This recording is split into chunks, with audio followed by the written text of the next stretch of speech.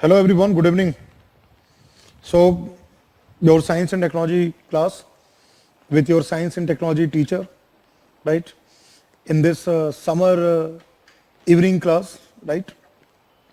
So, you have today document. As for every topic, I am providing you certain things to read. You have a document on defense updates. You will just check in your login page, you have a document on defense updates, and there is another science and technology handout on nanotechnology and robotics. After defense topic, we'll go into the new technologies and we will study about nanoscience and technology and robotics. So I have provided handouts for today's class, right? Now, last class I was discussing about naval systems as built by DRDO, and there we were discussing about warships and submarines. In the field of submarines, I have discussed about the very important project called Project 75I, where Mazgaon Dock Limited, Mumbai, MDL Mumbai, has signed an MOU, Memorandum of Understanding, with a French company called DCNS. Now it is called the Naval Group. And under the Make in India program, 6 Scorpion class submarines are being constructed. Out of that, INS Kalvari, INS Khanderi, INS Karanj, right, they have been already put on the sea trial and commissioned also. Then comes INS Vella, then INS Vagir and Vakshir. Right, there are 6 Scorpion class submarines. Ideally, India requires around 30 submarines. Right, we have a huge demand of submarines because all the submarines what we have presently, they have become very, very old. Right, conventional submarines initially we bought or leased out from Russia, and they are outdated technology and they have gone into wear and tear. Right, the faults and everything has been developed. That's why there were accidents of conventional submarines in India like INS Sindhu Rakshak, INS Sindhu Ghosh, right, met with accidents due to fire. And all the sailors who were the part of those submarines died in those accidents. Right. Now India is looking for a much better advanced submarines. Right. We have also discussed in the previous class about another landmark submarine of India, that is a INS Arihant. And I have also said in the classroom that Arighat, Aridman, all these types of names of submarines are nuclear powered submarines. And INS Arihant we have constructed with the technology transfer from Russia. Again, indigenization was done with respect to technology transfer from Russia. Initially, we leased out nuclear submarine of Russia, which belongs to 2 classes of Russian submarines, Akulya class, Charlie class. And the Charlie class, Chakra, INS Chakra, that is Indian name given to that, INS Chakra 2, we modified, we indigenized to develop INS Arihant. I have also mentioned in the classroom that INS Arihant is powered by 85 megawatt, right? 85 megawatt electricity generated by pressurized water reactor, PWR, which has been developed by the BARC, Bhabha Atomic Research Center. Now, this particular 85 megawatt pressurized water reactor uses 35 to 40% enriched uranium. I have also mentioned in the classroom that nuclear powered submarines have advantages such as it provides nuclear deterrence to our neighbors. And in that context, I have mentioned about second strike capability. Second strike capability. I have also told in the classroom that such kind of submarines which can carry nuke weapons, nuclear weapons, right, are called as SSBN, Ship Submersible Ballistic Nuclear. INS Arihant carries 12 K-15 Sagarika missiles, which has a range of 750 kilometers, right? And 4 K-4 missiles with 3000 kilometer range. These are underwater missiles, right? I have also told one more advantage of nuclear powered submarine is that since nuclear powered submarine is getting the power or electricity through the reactor, nuclear reactor. So once you load the fuel, once you put the uranium rod there, we can go on for continuously for power generation, and the submarine can remain underwater for a long duration. For a long time it can remain inside the sea. It did not have to come to the sea surface, right?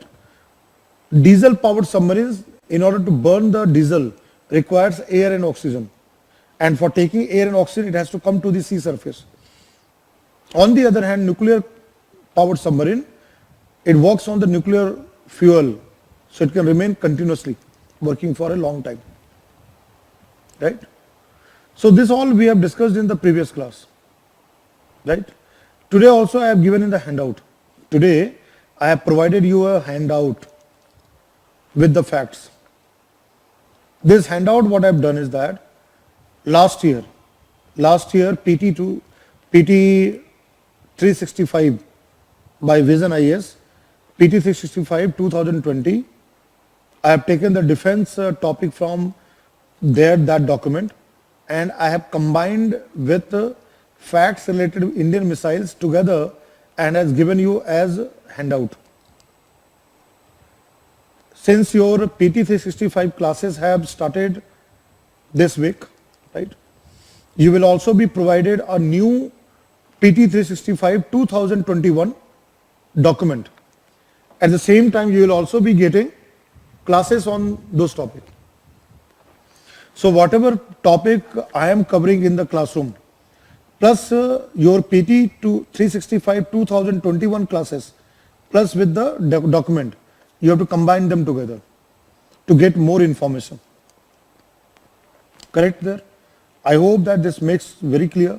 Last class also I have made it very clear, and this class I have also made very clear. So first what I will do, first we are going to complete the defense topic, and then we will move into the nanoscience and technology and robotics topics, right?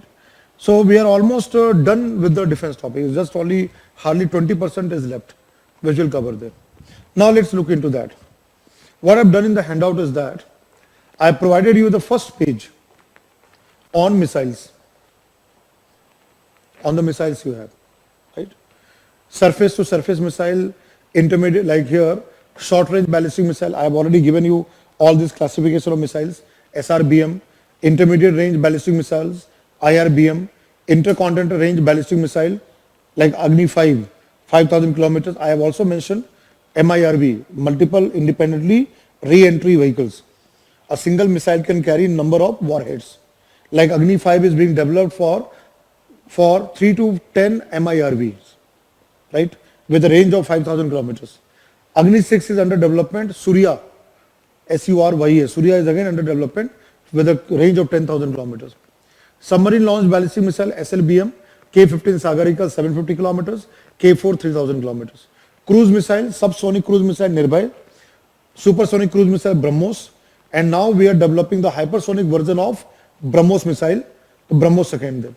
Air-to-air, beyond visual range, air-to-air missile Astra. Short range surface to air missile SAM, Trishul 9 km, Akash 30 km, Maitri 15 km, Barak 8, used by Indian Navy 70 kilometers. Anti-tank guided missile ATGM Nag 7 km range, Helena helicopter launched Nag 7 km. This I have already covered in the classroom. Anti-ballistic missile ABM. This also we have discussed in the classroom. Pradyuman and Ashwin. Right, Prithvi air defense missile, exo-atmospheric 50 to 80 kilometers, proximity detonation. Advanced air defense missile, endo-atmosphere, at 15 to 30 kilometer altitude, that is direct to hit to kill, right? And Prithvi defense vehicle. I have already covered this in the classroom. Now, Rishabh has asked the question, right? Rishabh has asked the question that, there is a question by Rishabh that recently the demand of Indian Navy to get 3 aircraft carrier.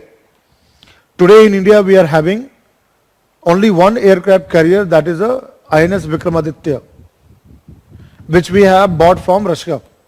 The original name of INS Vikramaditya is Admiral Goskov, which we are renamed as Vikramaditya. So the Indian Navy required 3 such aircraft carrier, but Chief of Defence Staff, you know that Bipin Rawat, General, retired General, that's the Bipin Rawat. The Chief of Defence has rejected the offer, saying that India requires more submarines than aircraft carrier. So Rishabh is asking that, what is the point on that? If this question comes in the exam, what you would write about it? So the answer about this question is that, yes, we require submarines. India require more number of submarines, because submarines underwater can go very, very fast, right? Can move underwater fast, and we can remain stealth underwater in the maritime boundary, in the ocean, the boundary part, and we can use such kind of missile system, torpedo, even the torpedo also, to hit the enemy side. In a real battlefield or in a real war scenario, in a real conflict scenario, submarines are going to give us the added advantage, particularly SSBN, which I said it provides second strike capability to India. But we have to also keep in mind that we do need aircraft carrier. But what is the problem with aircraft carrier is that, in order to construct, in order to manufacture, in order to make an aircraft carrier is a very, very expensive, very costly. The cost or investment which is required to build an aircraft carrier, with the same cost and investment, we can have 10 submarines there, 10 submarines. And it is not only the aircraft carrier. Along with aircraft carrier, you also require fighter jets, Sukhoi, MiG, now Tejas have come up, helicopter, because aircraft carrier is a big one with a dock and runway and all, is all right. But again, we require the fighter crafts on that position on the aircraft carrier. It also add cost. It also make the project expensive. Again, you have to do the maintenance, because you have a runway there. Runway has to be always made smooth and fine, and you have to keep the sailors on board. Again, it add cost. But submarines, on the other hand, submarines under the sea, right? The price what we pay for building such a big aircraft carrier by investing so much is better. We can have more number of submarines under the sea, which can, in a real battlefield, in a real war scenario, can provide us the defense, right? So we do need aircraft carrier, but not big thing. Instead of that, Government of India is focusing more on submarines. Submarines are more important, right? So when you answer such kind of question, you have to give the reason behind it. Why Chief of Defence has denied having 3 aircraft carrier, you have to give the logic behind it. You have to give the reason behind it. You have to write the points on that. But then again, substantiate that we do need aircraft carrier, right? So our first priority should be the submarine. Once we are done with the submarines, then we should look into the aircraft carrier, right? And since Indian Navy has three commands, Southern Command, Eastern and Western Command. Each of the command we require one aircraft carrier, right? I hope, Rishabh, it is clear, right? I hope, Rishabh, this is clear to you.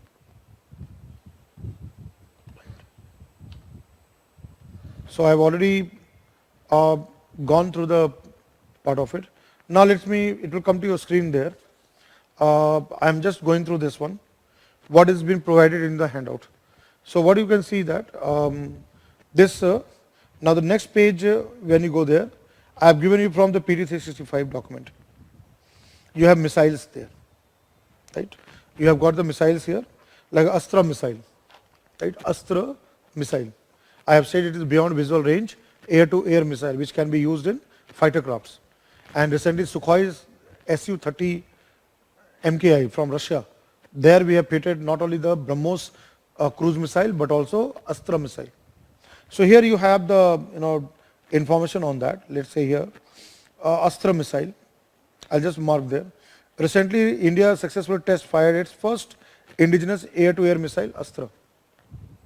I'm doing the marking also there. Once I'm done with it, up to the topic what I taught in the classroom, then I'll come on the whiteboard there. Now look at here. Designed developed by DRDO, it works on beyond visual range air-to-air missile technology. What does that mean?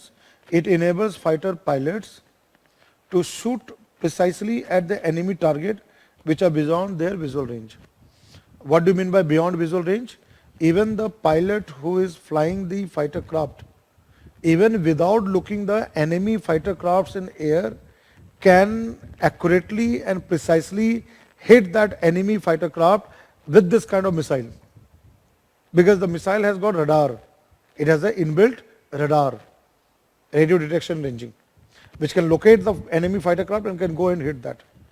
Now, launched from Sukhoi 30 MKI fighter jet, and then other fighter craft like Mirage 2000, which we have purchased from France, MiG-29 from Russia, and now we have developed Tejas, light combat aircraft Tejas.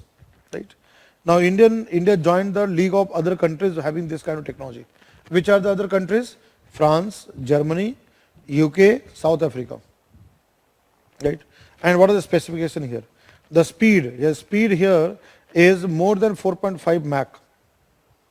That means hypersonic speed, right? Mach number, you know that. Advanced feature, it has electronic countermeasures, ECCME. What does that mean? It improves the missile's target tracking capability by reducing the effect of electronic countermeasure of the enemy target in jamming involved.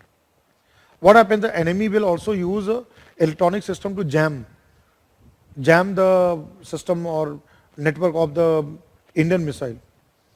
In that kind of countermeasures, right, our Astra still will be capable of detecting the enemy fighter craft and then hitting the enemy fighter craft. Then lock on before launch, LOBL. What does that mean? Lock on before launch. That means before we fire the missile, before we fire the Astra missile from the fighter jet, the pilot can lock on the target by using radar. By using a radar, the pilot can see that, okay, this is the target, and that coordinate of the target will be locked. And beyond visual range, Astra will go to the target. That is called lock before the launch. And another thing is lock after the launch. Another is and lock after the launch, LOL. What is lock after the launch? The pilot will fire the Astra missile. Astra missile will be fired. And then now, after firing the Astra missile, the pilot of the fighter craft can still give the command to the missile with the coordinate, and the missile will go and hit the enemy target. So lock before the launch, lock after the launch. Both can be done with Astra missile. Right? See, sometimes when the UPSC will ask question, there will be certain facts and certain information will be there. If you are not aware of this information, and if in the question it comes, then you won't be able to solve that. So it's better to have the knowledge or information. Right? Then coming here, it uses an inertial guidance system. Based on the movement, inertia, it can go to the target there. And then active radar, with an active radar seeker. There is an inbuilt radar on the missile which can seek the radio waves and the signal and can go to the enemy fighter craft, right? And homing range of 25 kilometers. Up to the range of 25 kilometers, it can go and hit the homing range to the part of the enemy fighter craft. Multi-target scenario there. Then in the missile you have BrahMos supersonic cruise missile. It is all given in tabular form, right? So DRDO has for Indian Air Force, BrahMos has been successfully test fired. Joint, BrahMos is joint venture of India and Russia. BrahMos Corporation company has been formed with 51% stake of India and 49% of Russia, right? We can even sell this to other countries also there, right? Now see here, medium range Ramjet supersonic cruise missile can be launched from submarines, warships, fighter jets, land and strike range of nearly 300 kilometers. From the multiple platforms we can launch BrahMos missile, right? Now missile operational with Indian Army, Air Force and Navy. We have BrahMos for all the three military forces, for Army, for Air Force and for Navy. Then coming to Akash. I have already said what is Akash. Akash is a surface to air missile. So you have DRDO Akash surface to air missile. SAM has been now developed and tested there. And this was under integrated guided missile program. If you know that IGMP last class, I have discussed about IGMP. So it can strike a range of 25 to 30 kilometers and it can go up to a height of 18 kilometers. Vertical height of 18 kilometers, right? So Akash system has been now, both command and guidance systems has been made. Now from Russia, Strum Ataka anti-tank missile. Like India has developed Nag missile, the Strum Ataka. So 200 rupees crore deal has been signed with Russia to get Strum Ataka anti-tank missile, and that will be added in the Mi-35 helicopter. We have a combat helicopter purchased from Russia called as Mi-35, and that Mi-35 helicopter will be equipped with Strum Ataka. Strum Ataka is a Russian word. The Strum Ataka missile there, that is a anti-tank missile, right? Now is the emergency clause. The deal has been signed with emergency clause. That missile would be supplied within 3 months of contract signing. Now after the Pulwama attack, why government thought of that? After the Pulwama attack, government gave emergency power to 3 services to buy equipment of their own choice within 3 months at the cost of 300 crore per case. After the Pulwama case, government of India has given powers to all the 3 military forces, Army, Air Force and Navy, to put an order of any equipment or weapons what they require on an emergency clause, right? On a case-to-case basis with a fund of rupees 300 crore. And that equipment or that weapons can be delivered to the respective forces within 3 months. Emergency clause means within 3 months it has to be supplied, right? Then SPICE, Indian Air Force has acquired now SPICE 2000 standoff weapon system from Israel. SPICE bomb, right, is a cluster bomb. What is SPICE? Is a cluster bomb. It will go and then hit number of targets. So from Israel, SPICE 2000, which have been again under the emergency provision, has been now done there, so that if there is any sudden war, so we can use the SPICE bombs. Then Army has also processed acquiring Spike anti-tank guided missile. Right, one is SPICE, another Spike anti-tank guided missile from France, and Igla-IS air defense from Russia. Agni 2, we have already covered Agni 2, I will not go in detail. 2000 kilometer range, surface to surface, intermediate range ballistic missile, right, which work on solid fuel, we have discussed that. Then Pranas missile, now see here, Pranas and Prahar, there are 2 new missiles, surface to surface, short range, 150 to 200 kilometers, all weather, all terrain missiles. Now here, your Pranas ballistic missile, 200 kilometer strike range, right, tactical one, surface ballistic missile, and advanced version of Prahar missile. Prahar missile has a range of 150 kilometers. Non-nuclear missile and will be propelled by single stage solid propellant, cheapest missiles in the world, and could be exported to foreign countries. We can sell this missile to other foreign countries, right, and India can earn revenue, because now India has joined MTCR, Missile Technology Control Regime, right. So that is what the Pinaka missile system, multi-barrel rocket launching system, what is called Pinaka. So it is there, successfully test fired on Chandipur of the sea, artillery missile system developed by DRDO, and it can fire up to the range of 75 kilometers with high precision. And 2 versions are the Pinaka MK1 40 kilometers, and Mark II has got 75 kilometers. Then another very important missile, QR-SAM, quick reaction surface to air missile.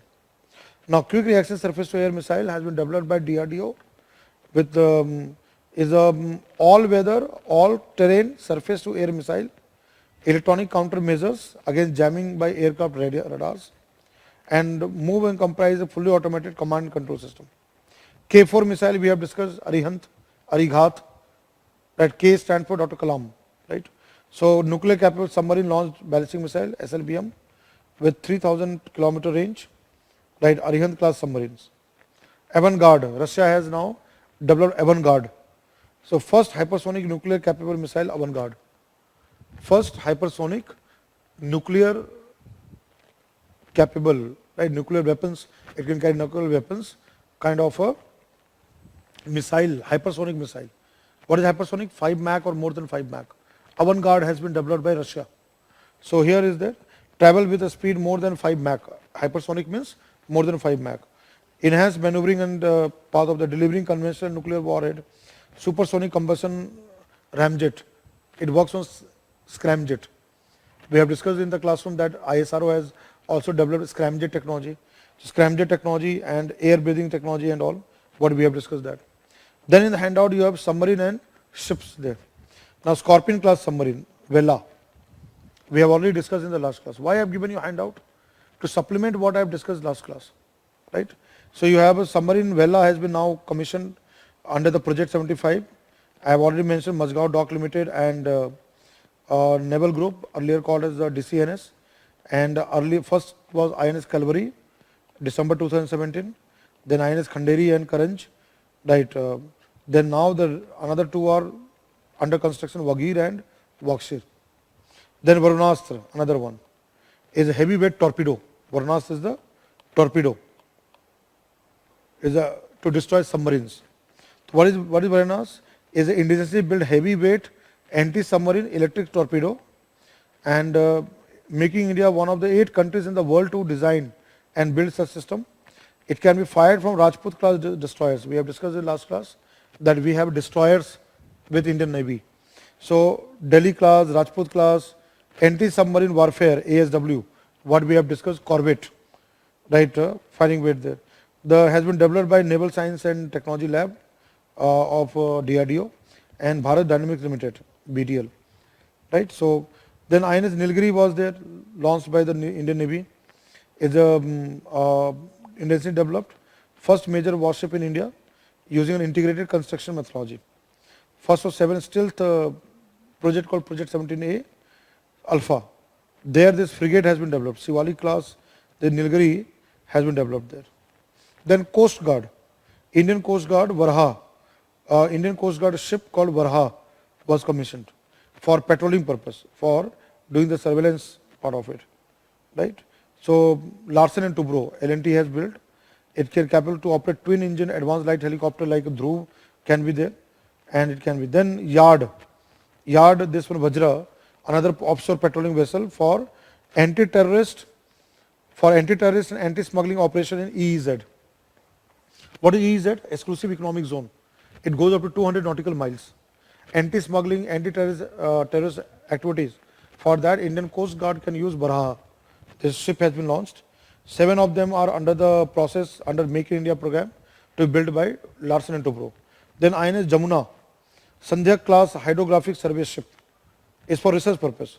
It has been deployed to Sri Lanka on mutual agreement to carry joint hydrographic survey of the southwest coast of Sri Lanka for survey part, ocean survey. Then INS Shivaji is a very old ship. It has been given as the President color by the President of India. It was honored with President color. INS Shivaji. Highest honor that can be bestowed to any military unit, that is called President color, is given to INS Shivaji. So up to here, whatever I have discussed from handout, now I will come to whiteboard. Right now, I can come to the whiteboard. So whatever I discussed last class, plus whatever I have now marked on the soft copy of the handout, now I am coming to the part of the. So now let us understand here. Few important aspects which you have to remember for the examination is that here one aspect is the sonar system. sound navigation and ranging.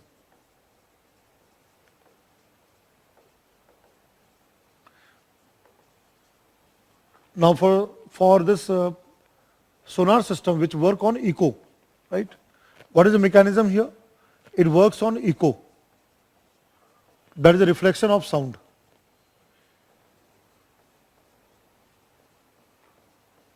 Reflection of sound waves, right?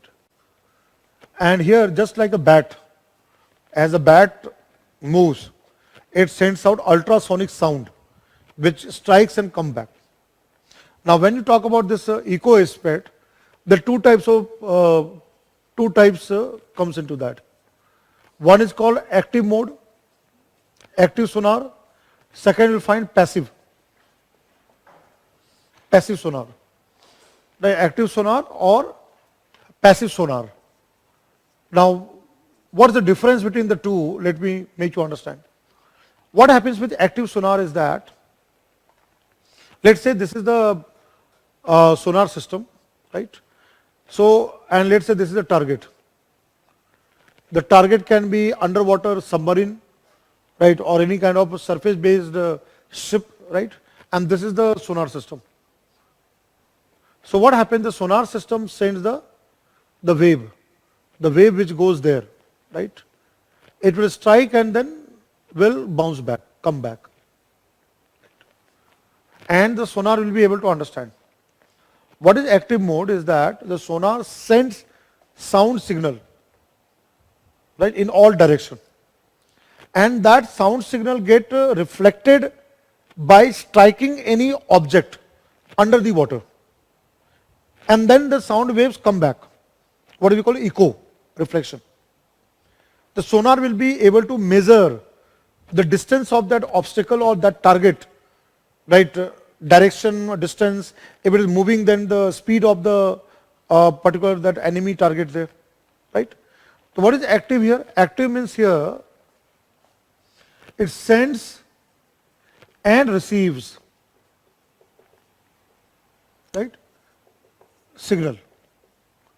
That is called active mode, actively working. Continuously it sends the signal reflects and come back. It's called active mode. Whereas the passive is that it only intercept. It only receives signal. What is passive mode? Passive mode is this one. This is when it sends and then receive. This is called active. This is called active mode, right? But let's say when it only receive, this is a sonar and it sends, the target is there, underwater target you have, and the target emits some sound. The sound waves are emitted. And this emitted sound is intercepted by the sonar. That means receive.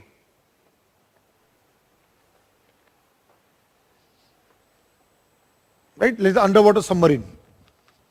And there is a sound of the submarine. So the passive mode means the sonar of Indian Navy will receive that sound and will be able to understand there is an enemy submarine. That is called passive. But what is active? It sends the sound wave, receives the sound wave. That is called active mode. Sends and receives are active. Whereas only receiving in the range, that is called passive. Clear? We have both. We are having both active passive. Now, if we take examples here, examples of some, so first category what comes here, that is a hull mounted sonar. What is the type of sonar? Called as a hull mounted sonar. It's called Hamsa. What happens in hull? What is hull is that the ship has got this lower part, right? They will find in the lower part of the ship here, which is under water here. Let's say this is the sea and ocean. This is called hull, which is submerged under the water. And we can place here the sonar. Here there can be sonar system. right? Hull is the lower part, this is called hull, is the lower part of the ship. There we can place the sonar system, right? Second, so this is where is a ship based, right? Another one is that submarine sonar, which is on the submarine, right, which can be used in the underwater submarine. Underwater submarine, let's say Arihant or whatever submarine is there, there may be a sonar system which sends and receives the signal there, right? So that can be submarine based sonar. DRDO has developed a system called USHUS, USHUS, right? Third can be here dunking sonar.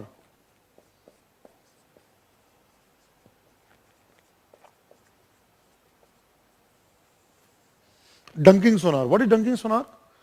Dunking sonar is that it can be lowered and dunked, right? I'll just show you with example. Let's say this is a helicopter.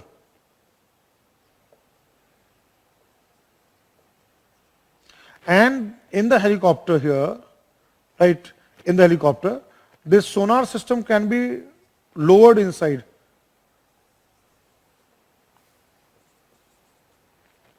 Sea and ocean, this can be dunked. It's called helicopter or any aerial one. It can be any aerial one, helicopter based, the dunking sonar. And DRDO has developed this kind of sonar called a DL, a low frequency dunking sonar, which can be lowered with the helicopter under the sea and can detect this. So there can be many ways this kind of sonar system can be used. I have mentioned that movie, Ghazi Attack. Ghazi Attack movie, you will find the submarine, how they work, right?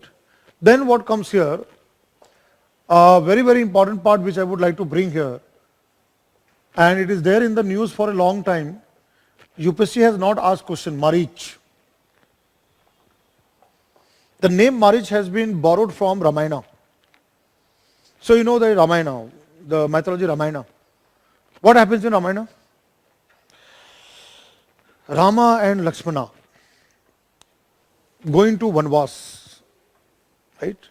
When they were in the forest with Sita, right? So, sister of Ravan, Surpanakha, she tried to attract Lakshmana, right? But when the Lakshmana came to know, the brother came to know that this woman is not a beautiful one, but monster, right? Rakshasri. So what Lakshmana does? Lakshmana cut the nose of Surpanakha. And this lady Surpanakha goes to Ravana, Sri Lanka. Brother, see what this, Vanvasi did with me. Badla, revenge. There has to be revenge. Ravan was very angry, right? Ravan said, how dare these two Vanvasis, Rama and Lakshmana, can cut the nose of my sister? So Ravan says, Ravan asked his mama, mama, his uncle, mother's brother, Marich, that say, go to the forest, right? A plan was built by Ravana, the plot which you've seen this Ramayana movie. So what was so unique about Marich was that Marich can disguise. Why I'm telling you all this story? Why I have narrated this part of the Ramayana? To make the connection with the technology. I am connecting the mythological aspect with why the name Marich has come. So you'll understand how DRDO has given the name. So this Marich in Ramayana was able to disguise in any form. So as per the plan of Ravana, what happened? The Marich was disguised as a golden deer. So when the Marich as a golden deer went to the forest where Rama, Lakshmana and Sita were living, so Sita got attracted by the golden deer. And Sita, I need this deer. right? So Rama goes there, right? So what happened when Rama kills the Marich by the by the arrow? So when the Marich dies, then during the time of death of the Marich, he cries out, right, in the voice of Rama, even the voice of Rama. So what happened? Lakshmana and Sita, they got worried. Maybe something has happened with Rama. So Sita says, Lakshmana, go. So what Lakshmana does? Lakshman Rekha, and then goes to that. Right? You may be knowing this story, right? And then what happens? Ravan comes as a, Bhiksham, they kidnap Sita. This is the part of from the epic Ramayana. Now the relevance of Marich. Now let's get to the point. Relevance of Marich. Since Marich was able to disguise and fool, or something called fooling, decoying, by sending out a sound, right, decoyed the or fooled the Lakshmana to come to that particular spot. Same way, this Marich, the Marich of DRDO, this one, is a very, very important technology. Now let's understand what is this Marich of DRDO. Marich is basically, advanced torpedo, the torpedo attack. If any torpedo attack happens, advanced torpedo defense system is called as the advanced torpedo defense system. It protects the ship from torpedo attack, right? So it is an advanced torpedo defense system. It protects naval warship or any kind of system from torpedo attack. Now you will understand this relevance of the mythology there. How it protects? What is the mechanism? Sound. It fools or decoys the incoming torpedo. So the torpedo will think that there is not the ship, but somewhere else is there, and will just go to that direction. Will be fooled by the Marich system. So it's a basically advanced sonar system. So what is here Marich is there? It decoy incoming torpedo to different location and sends to different location there, and thereby protect the ship from getting hit by torpedo. That is what called Marich or Marich, whatever you pronounce. So it's a very advanced kind of system what DRDO has built, right? DRDO has built this particular system. It can fool, decoy the incoming torpedo which can go to some other direction. Just like the Marich in Ramayana did for Rama and Lakshmana. So that Ravana came and kidnapped Sita. Right? You will never forget what Marich is there. Right? I am very sure all of you who are live right now, you will never forget, as I have mentioned the story, you will remember Marich. Correct? So this is about the part of ship and all, submarines and everything, what I started last class and I ended today's class, right? Now what we'll do, we'll go to the air defense. Now let's focus on air defense, right? Aeronautics and avionics part. Let's go into that one. Very, very important for the examination, and it might be possible that you may get question in the examination. So I hope that you are writing whatever is there. So I'll come to handout later on. That's what I say. I'm mixing handout with the classroom teaching. It's not that only handout. I'm explaining also and then getting back to the handout. I'll come to the handout in a while, but first the part was to get to understand certain terms, right, certain examples. I hope you all have written this. Any doubt you have? Anything you want to ask? If everything is okay, then I'll clean the whiteboard. And again, remember that your PT 365 class, the respective teacher who will teach you science and technology, that person, based on the document prepared by the Vision IS content team, you will be getting to know about all this kind of sonar system, radar system and everything, right? My job is that what is based on the development in the past, I can tell you there, right? Anyway, good, very good. You guys are very, very, very smart people, right? And very cooperative also.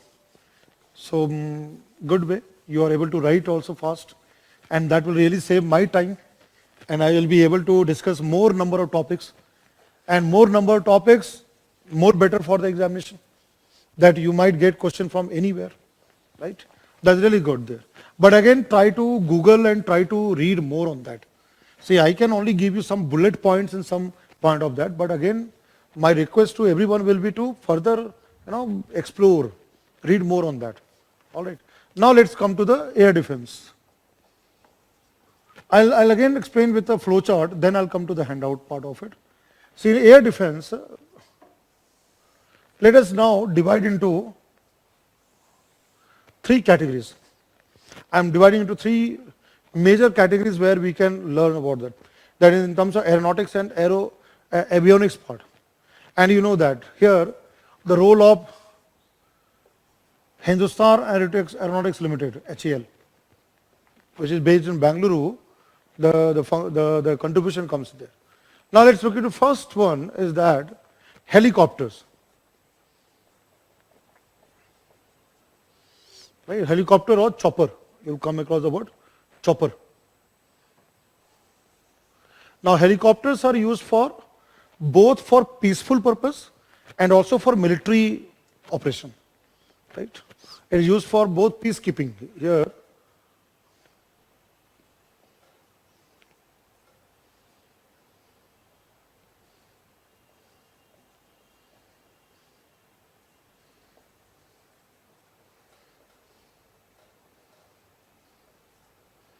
as well as military applications or purposes there,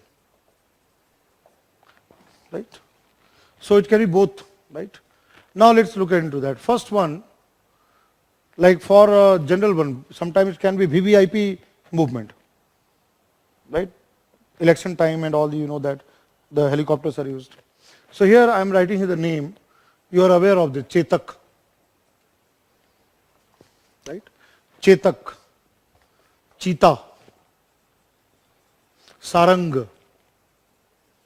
All these are manufactured in the country and we sell it out to other countries. Other countries, they buy such helicopters from us. Then another one is that for combat, advanced light helicopter, ALH. Advanced light helicopter, that is, we have made two of them. Advanced light helicopter, it is indigenously developed ALH, that is we have two of them. One is Dhruv and second is Rudra. Now from Russia we have purchased the chopper called as the Mi-17. Earlier was Mi-17 and now Mi-35. They are for battlefield and the battlefield combat, for combat operation. They have a gun. I'll give you one very good example. If you have seen the movie Uri, a surgical strike, Vicky Kaushal, Uri, a surgical strike, the last part of the movie, when after having surgical strike, when they are returning back, so the information goes to the Pakistan, this military force, and there is a chopper helicopter. The last part of the movie, if you recall there, those who have seen that, there is a chopper there, and they chase the person, those people who after doing surgical strike were coming back, and then from Indian side, right, Mi-17 comes there, and you know that it has a gun, right? The gun was there, by which it can fire on that and then try to help our soldiers escape from the borders. The last part of the Uri surgical strike. right? I think you will, those who have watched that movie would have seen that particular scene when the chopper comes there and then it has a bullet, it fires the bullet. So that is where the Russian, right? Russian, this one, we have now 35, we have got that, right? Then comes here another one, very, very important, from USA. We have purchased Apache. Apache helicopter is again for combat operation. Apache helicopter, and then now recently Chinook. Chinook is a heavy lift helicopter. Heavy lift helicopter, that is a Chinook. From USA, we have got the Chinook helicopter. How does Chinook looks like? Chinook you will find it is a twin blade, twin engine, and it can carry the load. So it can be used for transport of logistic cargo from one place to another. We can use Chinook. So Chinook is like almost like this. I'll draw the diagram. Chinook looks like this. We have seen in many movies also there. It has got two such blades, and this is a Chinook, heavy lift helicopter, and you can carry any things heavy and all. So we have purchased from the from USA, right? Now coming to the fighter jet and aircraft and all. So fighter crafts, right? Fighter crafts there. So in fighter crafts, the first name order right here from the country Russia. From Russia, the two companies are there. First is MiG. So MiG-21, right? MiG-21, then MiG-29. Abhinandan Vardhaman was flying MiG, right? Balakot surgical strike, where our Indian Air Force, pilot, officer Abhinandan Vardhaman was captured. He was flying MiG. Rang De Basanti, Amir Khan starrer movie, Madhavan and all this.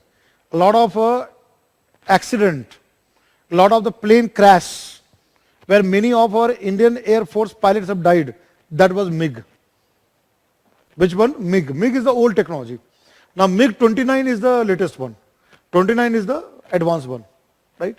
Then from France, we have another partner here, France. So from France, this what is called Mirage. Mirage 2000, and now Rafale. From Russia, we have also another one called Sukhoi. Sukhoi is more advanced. Sukhoi Su-30 MKI. Sukhoi is also Russian fighter craft. From the France, there is a company called Dassault Aviation. What is the name of the company? Dassault. Dassault Aviation. And from Dassault Aviation, India has got Mirage 2000 and now Rafale. 36 in number, Rafale. Right. And you know that Astra Puja, Sastra Puja, Nimbu Timbu and all whatever the Rajnath Singh and defense minister are doing in France and all. That is another story, right? I don't have to go into that detail. You have already seen in the media, Sastra Puja, Astra Puja, Nimbu, Mirchi, everything. Right? The real aspect will come during the war. Really, Rafale helps or not, right? So Anil Ambani company, right?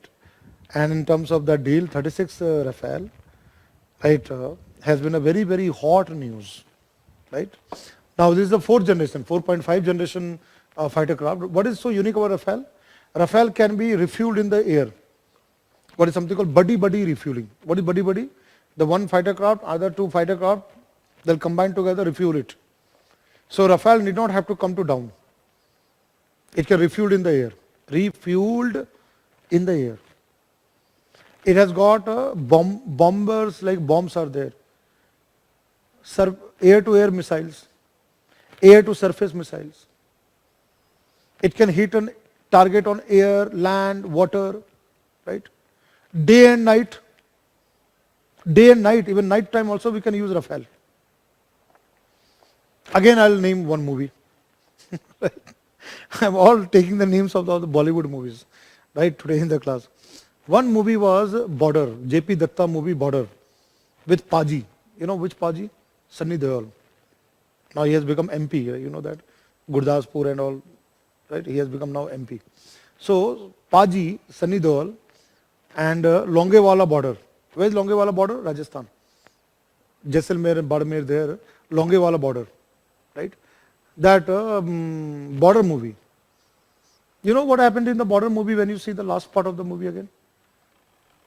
Sunny Deol, right? He calls up Air Force. That in the night there is a movement of the tanks on the field and everything, so we need the kind of backup. And Air Force, the officer was Jackie Shroff.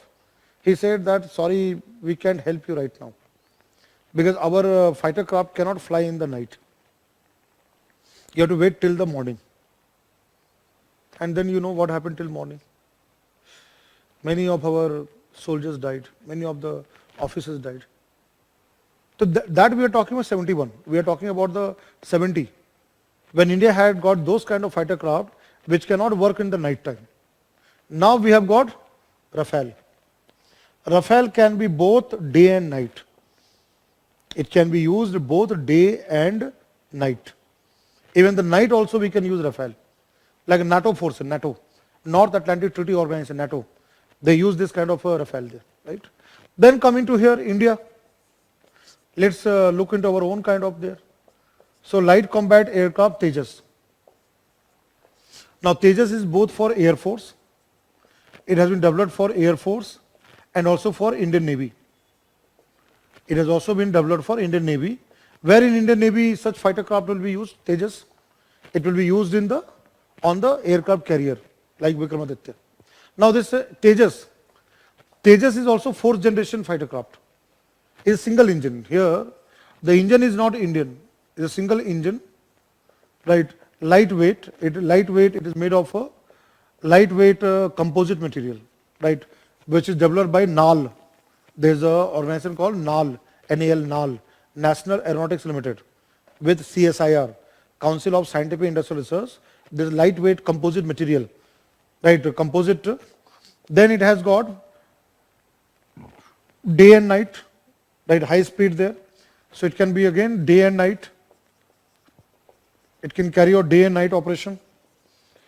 Another very unique thing about this Tejas is that fly-by-wire control system. It has got fly-by-wire control system. What do you mean by fly-by-wire control system? What is meant by fly-by-wire control system? With wire.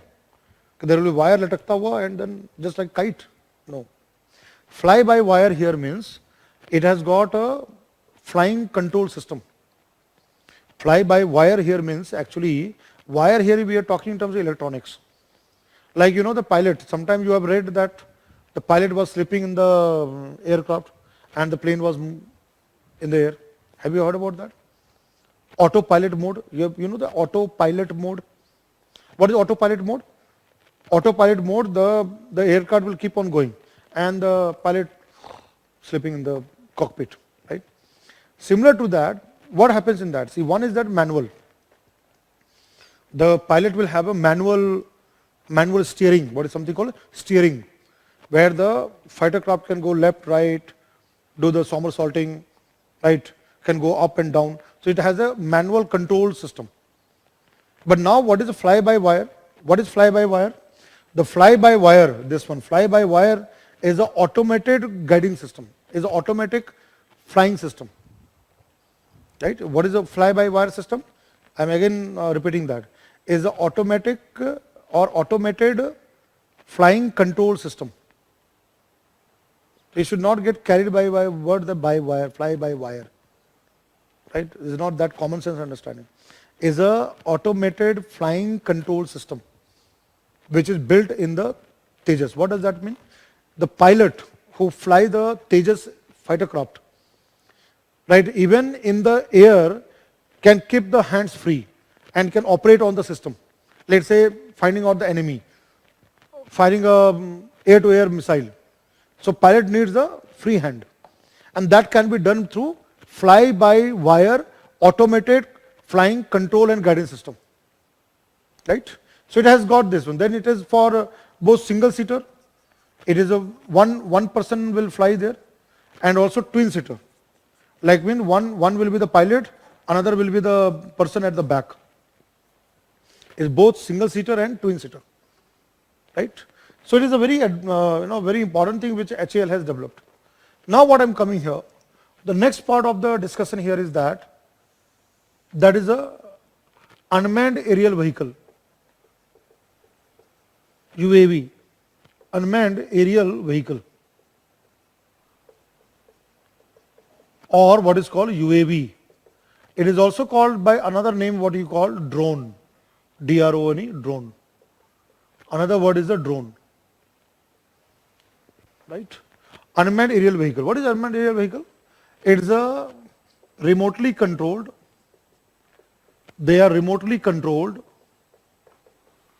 pilotless, there is no pilot, they are pilotless flying vehicle. What is unmanned aerial vehicle? UAV is a remotely controlled pilotless flying vehicle, right? It can fly in the air. Now, again, it has got both for peacetime, for peaceful purpose and military application. We can use both. So, but generally, for military application, here for DRDO point of view and the defense point of military is very important. Now, peaceful application, what kind of peaceful application? Of drone and this, like surveillance. COVID-19, that time, it has been used for surveillance and monitoring of the crowd coming to the outer street during the lockdown time. Delhi police has used the drone. Then again, movie making, cinematography. The wedding season. Photography. We can have aerial videography.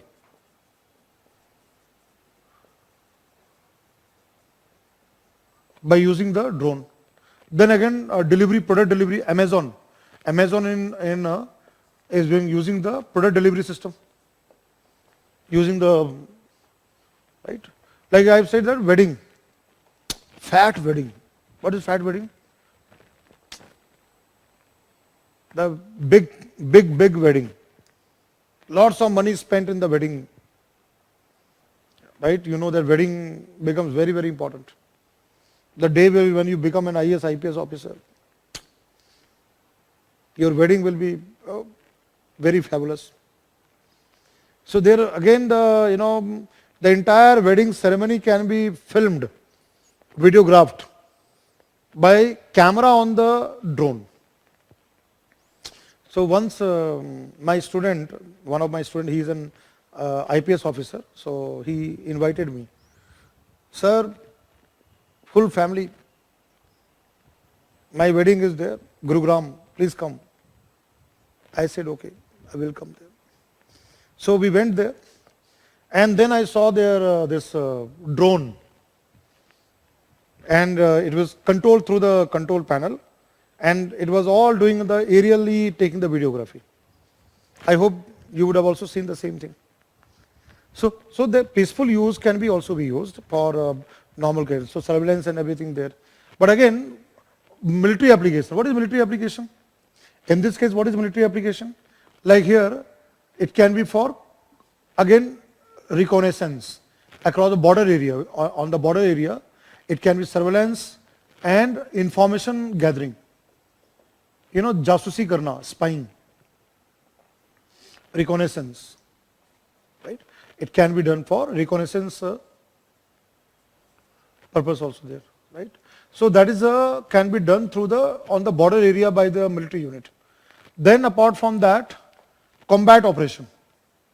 We can have military combat operation, like drone attack. What American forces do in Afghanistan and all. So combat operation, drone attack, right? Then what can come with there? There can be target acquisition. If you have seen the movie Uri, so in the movie you'll find an intern with the DRDO. He makes like a bird kind of a drone, and it was sent to the POK, to identify the targets. So we can use the drone to identify targets, that is a target acquisition and designation. We can designate the target.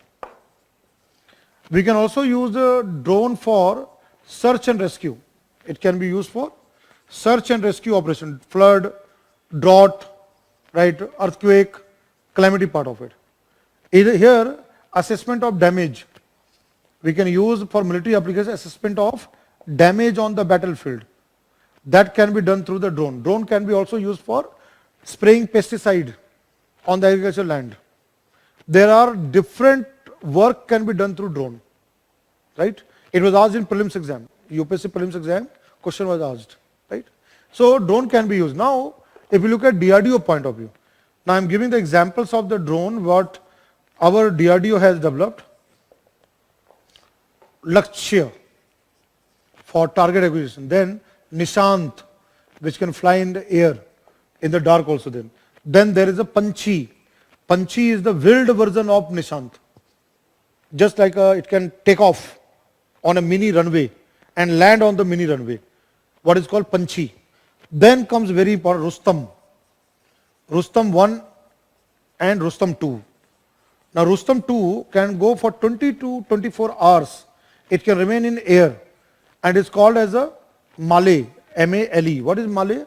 Medium altitude long endurance. Medium altitude long endurance, UAV. So MALE or Rustam 2, it can remain for 24 hours. It can work for 24 hours, day and night. Right, day and night it can work, it can remain in the medium height in the air. For that Rustam 2 has been built up. Such kind of military drones can be not only used by Army or Air Force or Navy, but also can be used by CRPF or CISF, paramilitary forces. They can also use it. Like CRPF is using the drone in terms of their surveillance in the Bastar and Dantewada in Chhattisgarh to protect from or to look into any kind of a Maoist movement or Naxalite attack. There also CISF can use the drone for industrial security. CISF look into industrial security. So drone can have multiple applications there. So Netra and all this comes into that. Right? Clear? Clear? Is it clear here? So now let's come to the another one very, very important, then I'll come to the handout. AWACS. Very important topic. Airborne Early Warning and Control System. What is the full form here? AWACS stands for Airborne Early Warning. Airborne Early Warning. It is given in the handout there, and control system.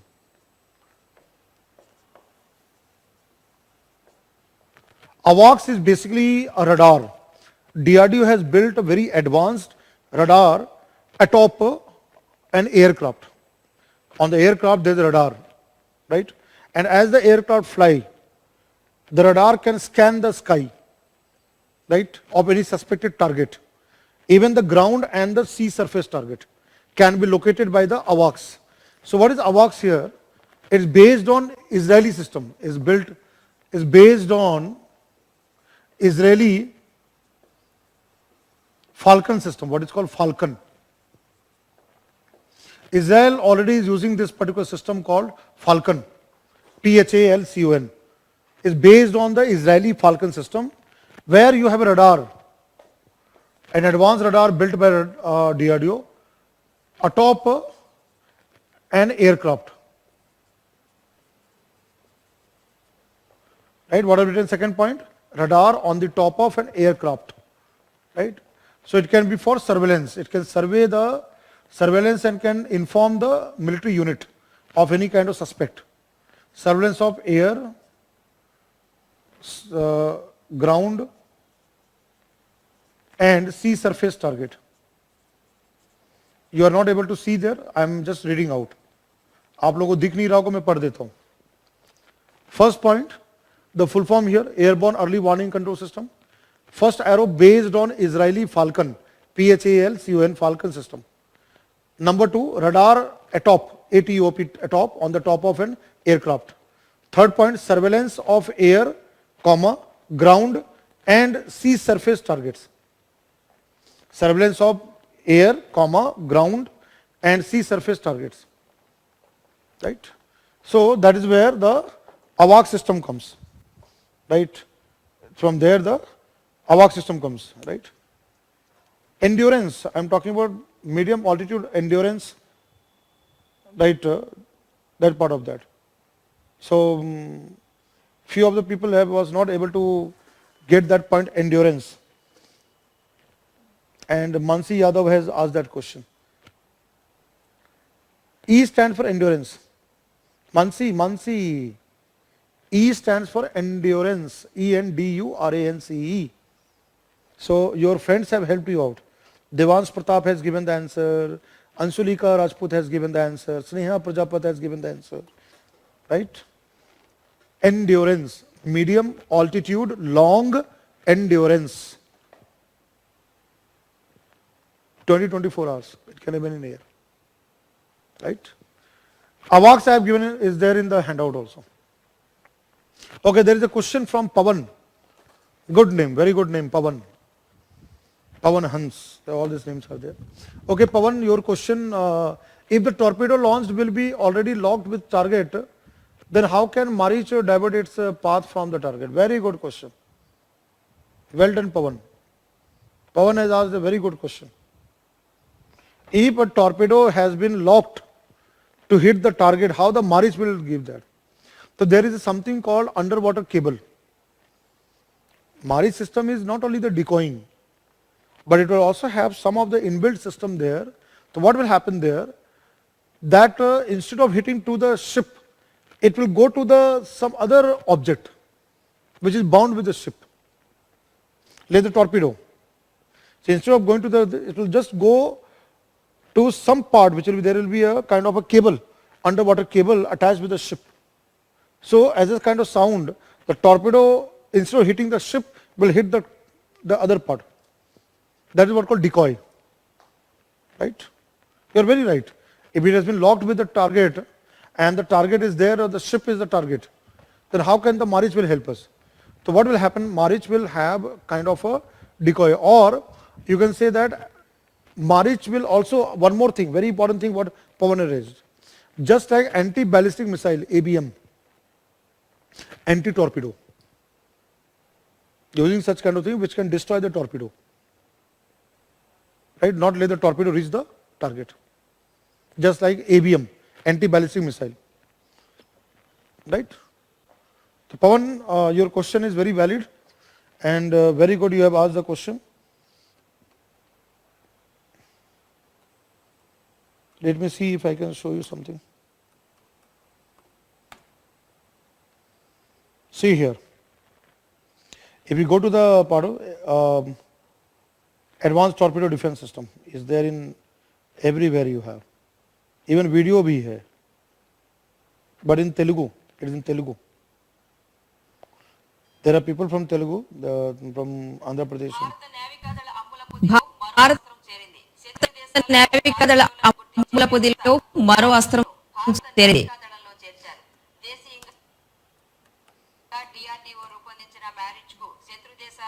DRDO రూపొందించిన మ్యారిచ్ కు శత్రు దేశాల టార్పెడోలు గుర్తించి These YouTube videos are there, right? But this is one. It will just use anti-torpedo defense system. It will have anti-torpedo which can go and hit that. NPOL, Kochi, NSTL, Vishakhapatnam, equipping Indian Navy. Marich, Advanced Torpedo Defense System, developed by DRDO Laboratories, NPOL and NSTL, is a complete package. Ships against torpedo attack, the that biggest will be acting as an anti-torpedo organization. NPOL, Kochi, NSTL, Vishakhapatnam, equipping Indian Navy. Marich, Advanced Torpedo Defense System, developed by DRDO Laboratories, NPOL and NSTL, is a complete package of sensors and decoys for defense of Indian naval ships against torpedo attack, the biggest threat in naval warfare. Varnastra heavyweight torpedo is the latest indigenous ship-launched heavyweight anti-submarine electric torpedo designed and developed by NST. In naval warfare, when an enemy submarine fires a torpedo,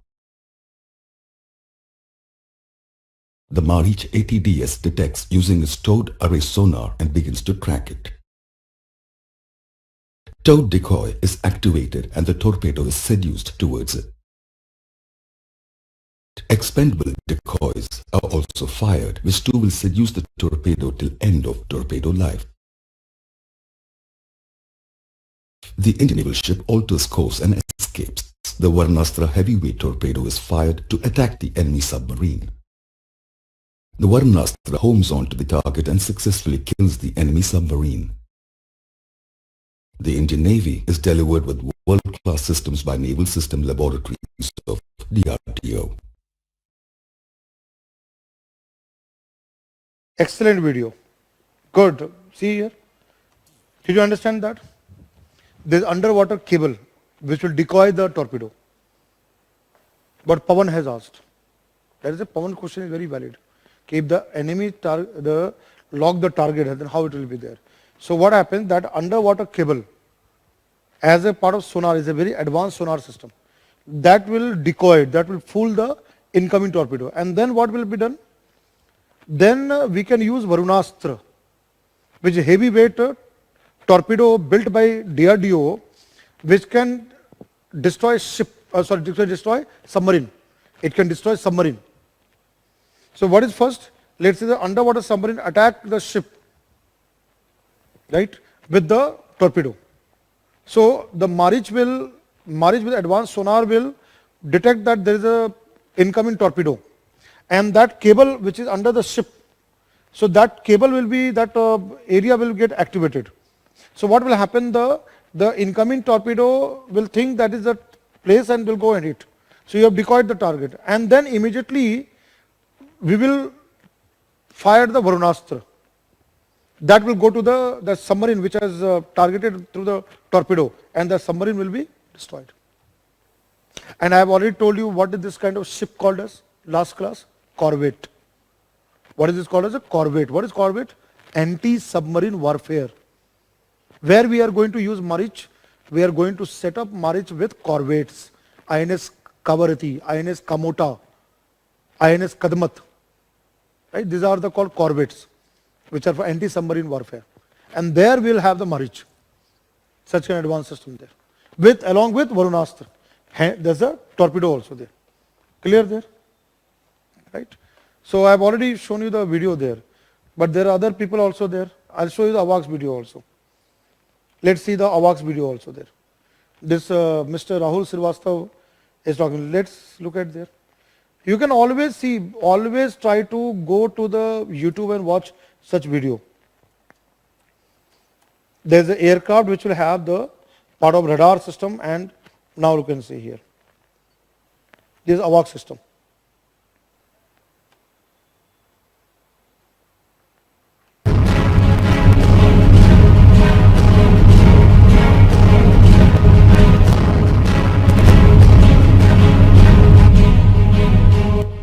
नमस्कार दोस्तों, मेरा नाम हामिद। स्वागत है आप सबका defence education, और इस वीडियो में हम बात करने वाले हैं कुछ अपडेट के बारे में। सबसे पहले हम बात करेंगे ब्रह्मोस की प्रोक्योरमेंट को लेके। यहाँ पे बात हो रही है इनहैंस रेंज ब्रह्मोस की, क्योंकि वो ब्रह्मोस की जो रेंज है वो 450 किलोमीटर के ऊपर।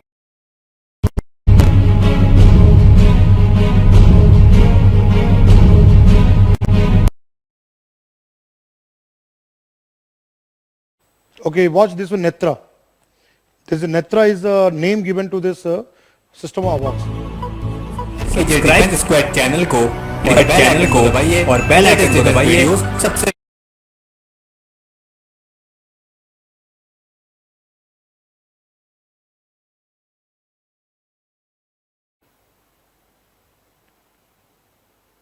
Okay, this is the official DRDO video. It has been given the name Netra.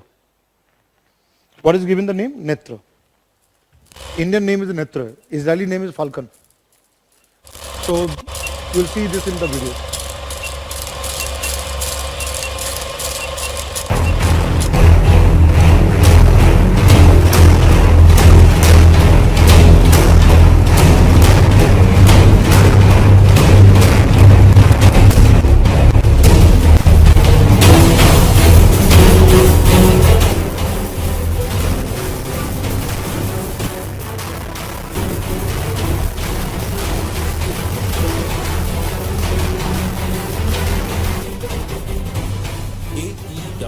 AWNC is an indigenous state-of-the-art system which has been developed by the Defense Research and Development Organization with Center for Airborne Systems as the nodal agency.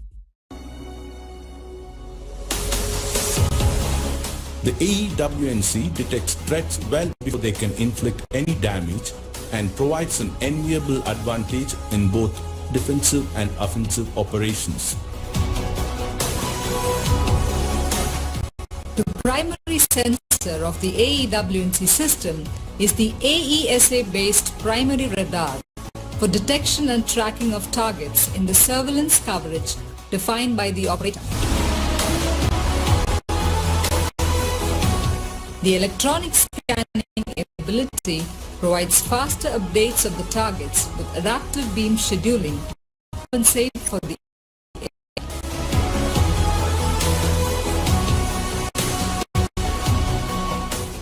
AEWNC system detects and tracks targets in air-to-air and air-to-sea surface mode.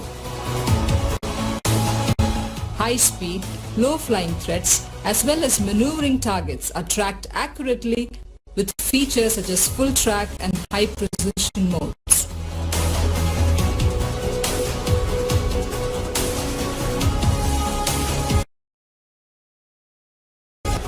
The secondary surveillance radar or the identification friend of foe system interrogates the target in the surveillance volume and processes the replies from the transponders of the target, declare it either as a friend.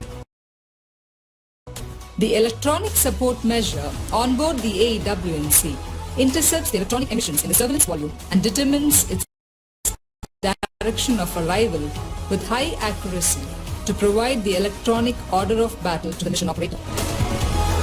The AEWNC intercepts, monitors and analyzes communication signals and estimates the direction of the emitter. This is achieved by the onboard communication support measure.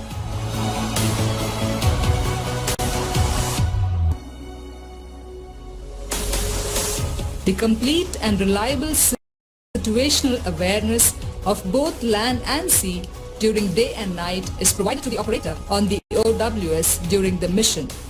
There are 5 reconfigurable front-facing operator workstations which act as the interface between the AEWNC system and the mission crew. The AEWNC is equipped with a self-protection suite consisting of missile approach warning system covering the entire threat volume, radar warning receiver with 360-degree coverage, and a countermeasure dispensing system programmable to dispense chaff and flesh.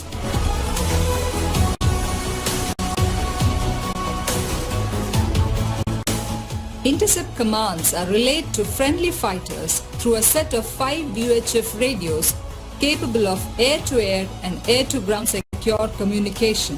Embraer 145 is a reliable and a proven platform.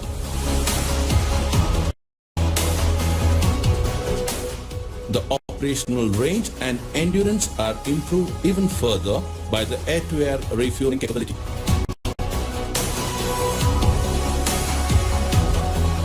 The feature of air-to-air refueling is the first of its kind on such an aircraft.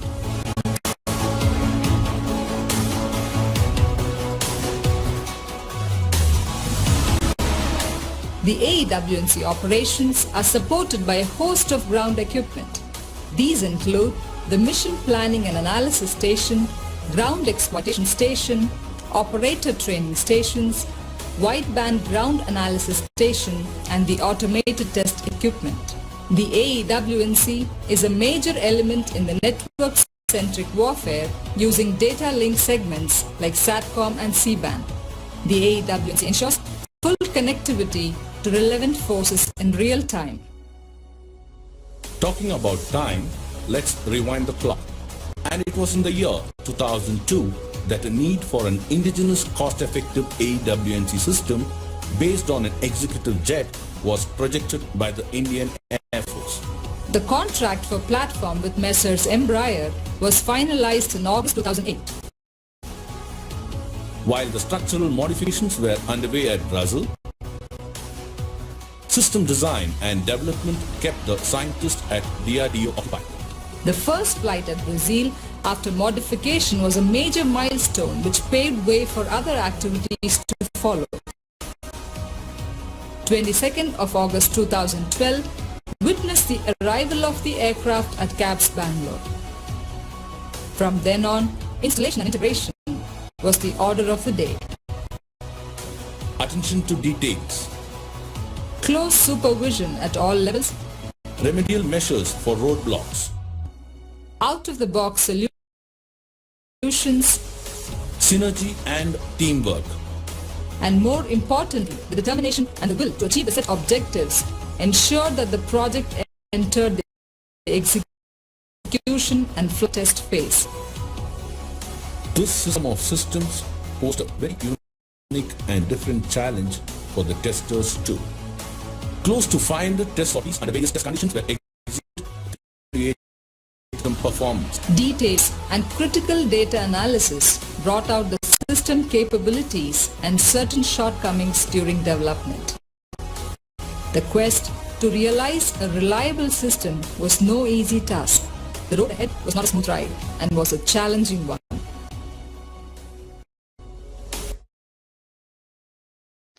So what you have seen in the last part of the video was that Embraer, this aircraft which you have seen is called Embraer aircraft, which has been purchased from Brazil.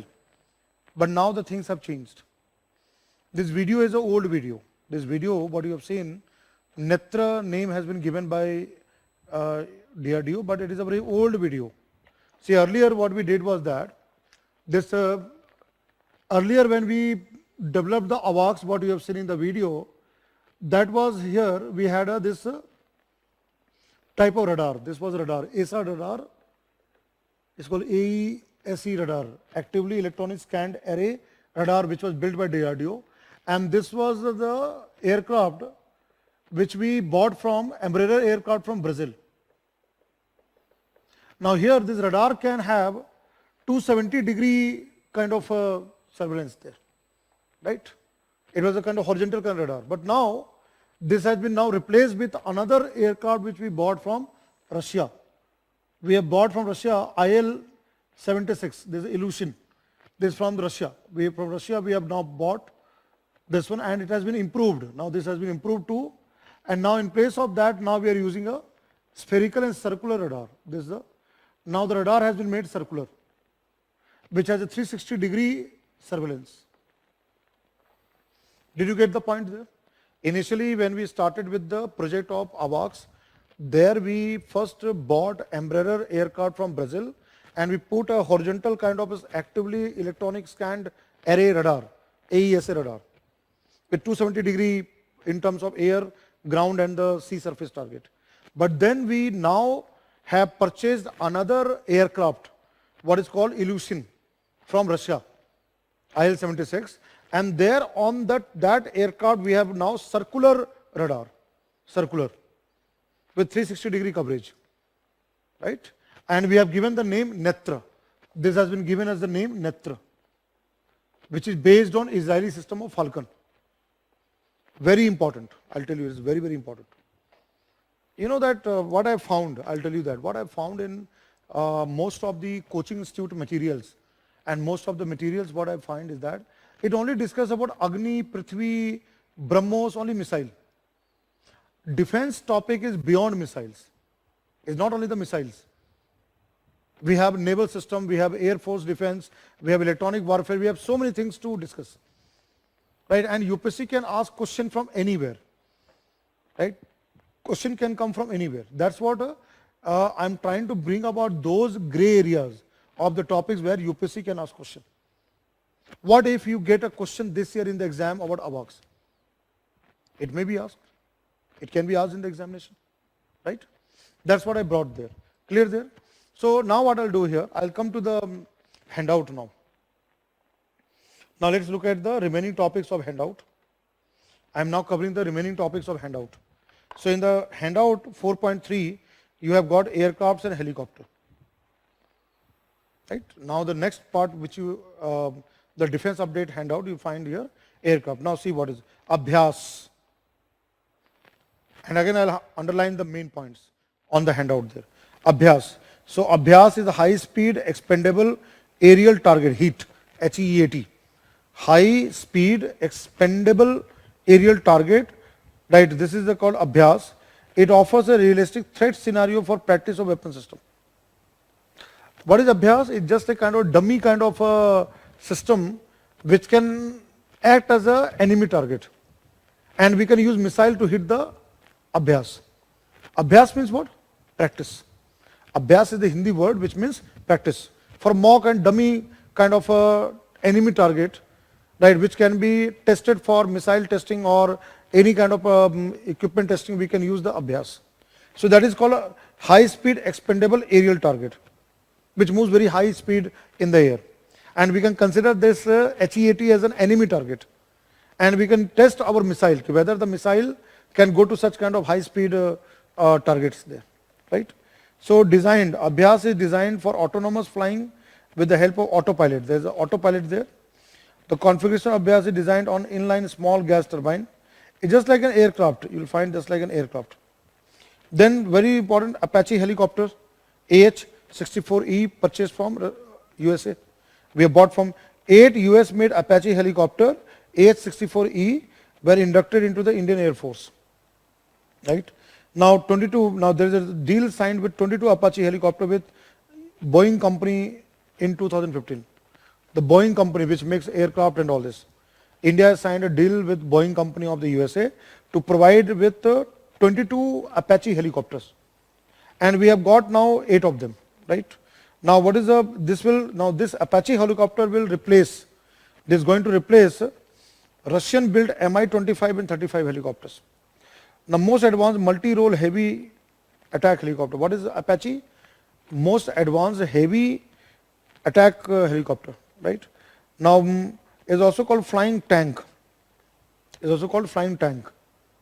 I have said that Uri strike, the last part of the movie, the helicopter what you see there with the gun which fired the guns there, the bullets and all. So that is called as a flying tank in all weather helicopter.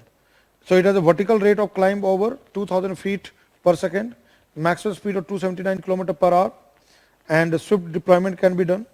It can deliver a variety of weapons with one helicopter having capacity to carry 8 missiles. It can carry 8 missiles. Helicopter can carry 8 missiles.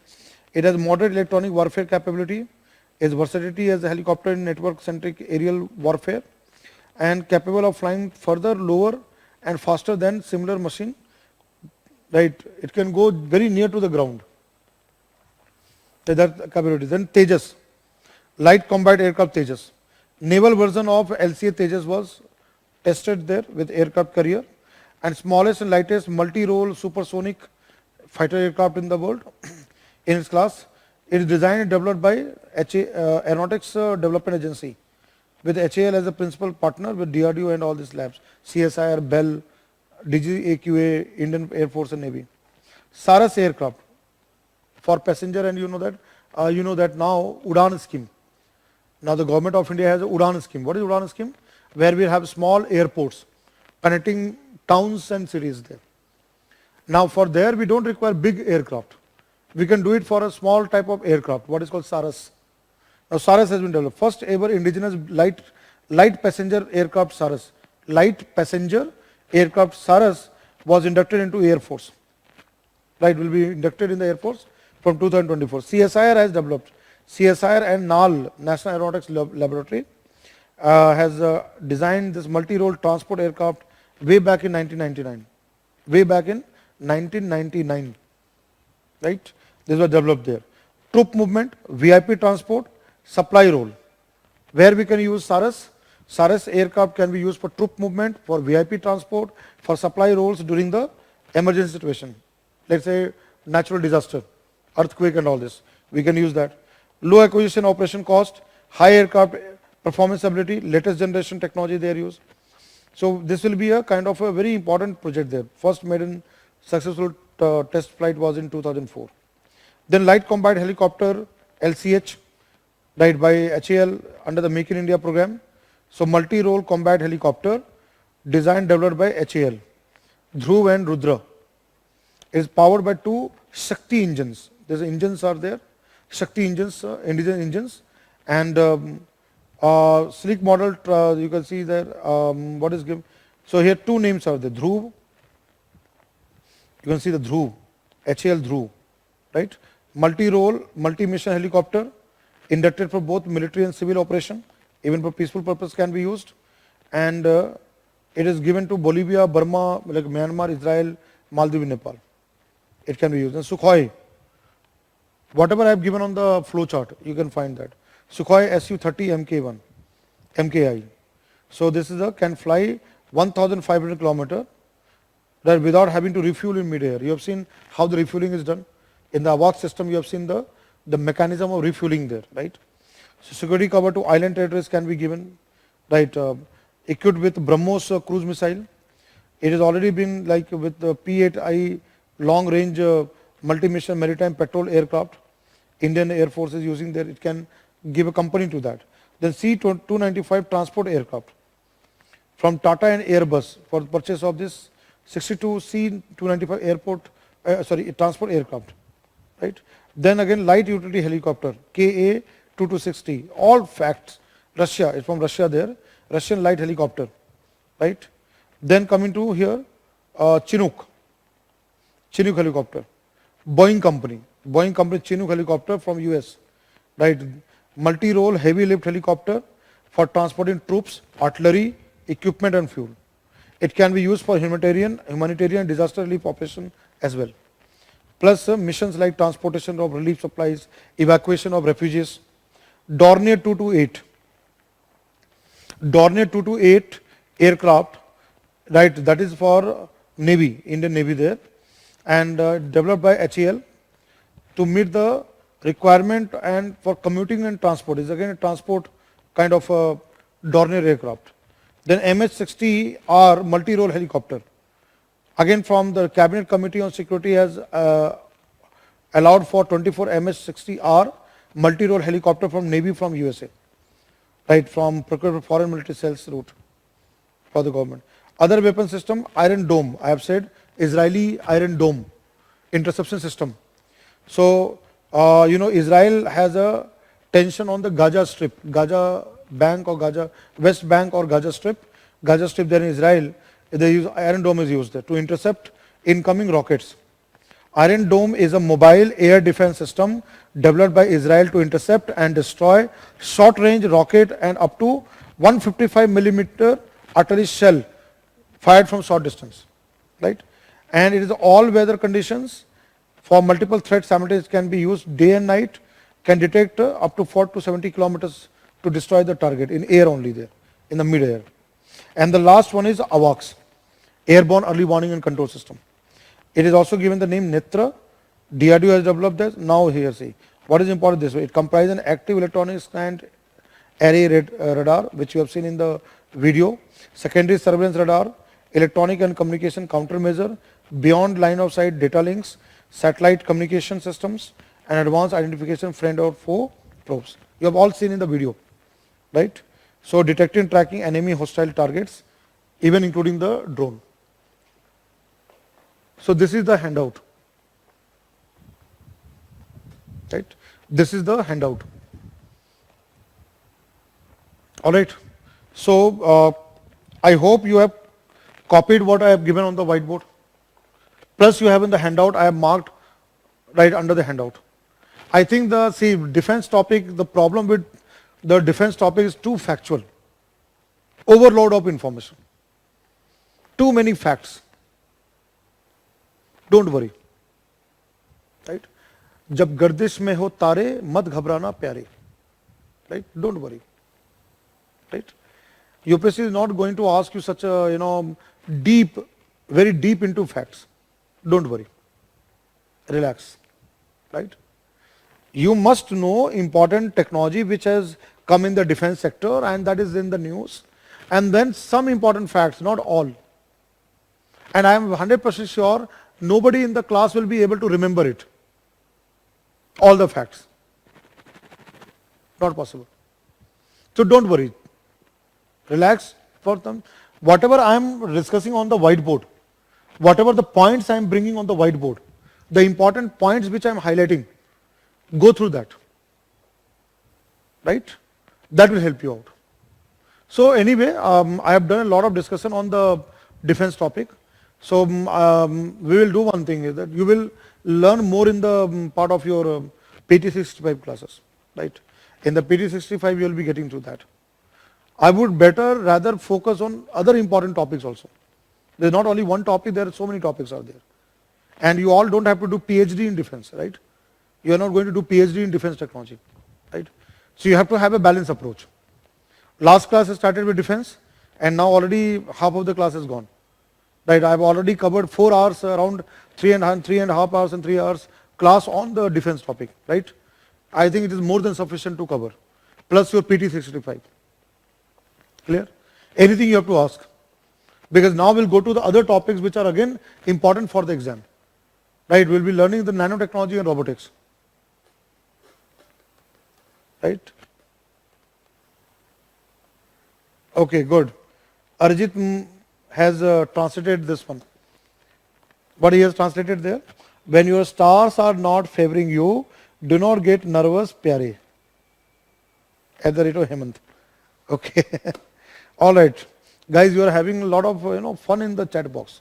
I can see that. Anyway, don't worry. So like, I don't know, what is your intention? I don't know, right? With what intention you are writing there, I'm not aware. But yes, you are having relaxed time. That's the good there. So, all right. So let's have Nimbu Pani and relaxation there. Let's have a small break, right? And then we'll start nanotechnology and robotics. All right. So let's have a break there. Renewable energy, I will be doing that. Don't worry about that. Renewable energy will be taking up. But before today, I have given you the nanotechnology and robotics. So I'll first focus on the nanotechnology and robotics part. Renewable energy will be covering later part. So don't worry about that. Devansh Pratap is asking about renewable energy. We'll cover that, but not now. Right? Anyway, just have a small break and we'll come back. So first I will explain everything on the whiteboard. First I'm going to explain everything on the whiteboard. Once I'm done with the whiteboard, at the end I will just highlight what are things are given on the handout on nanotechnology and robotics, which you can read on your own. You can go through it, right?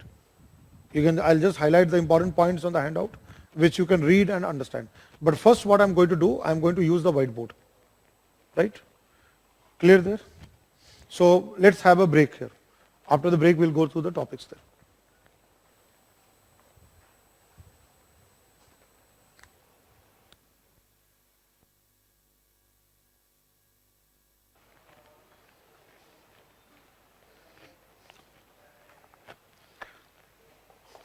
We will resume back, and now since I'm going to discuss new technologies there, so I'll start from nanotechnology first, then we'll go to robotics and AI, and then followed with the other important technologies which are important for the examination, where you would get question in the exam.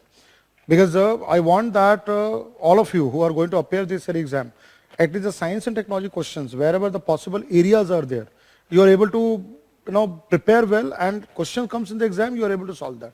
That's what my objective is all about. So new technology, every year continuously questions are being asked. So we'll follow that one. So let us start with the first one, nanoscience and technology. Now what I'll do first is that, let me explain everything basic about nanoscience and technology. Once I'm done with it, then at the last, we'll see the handout. So nanoscience and technology. So you have two terms here, nanoscience and then you have nanotechnology.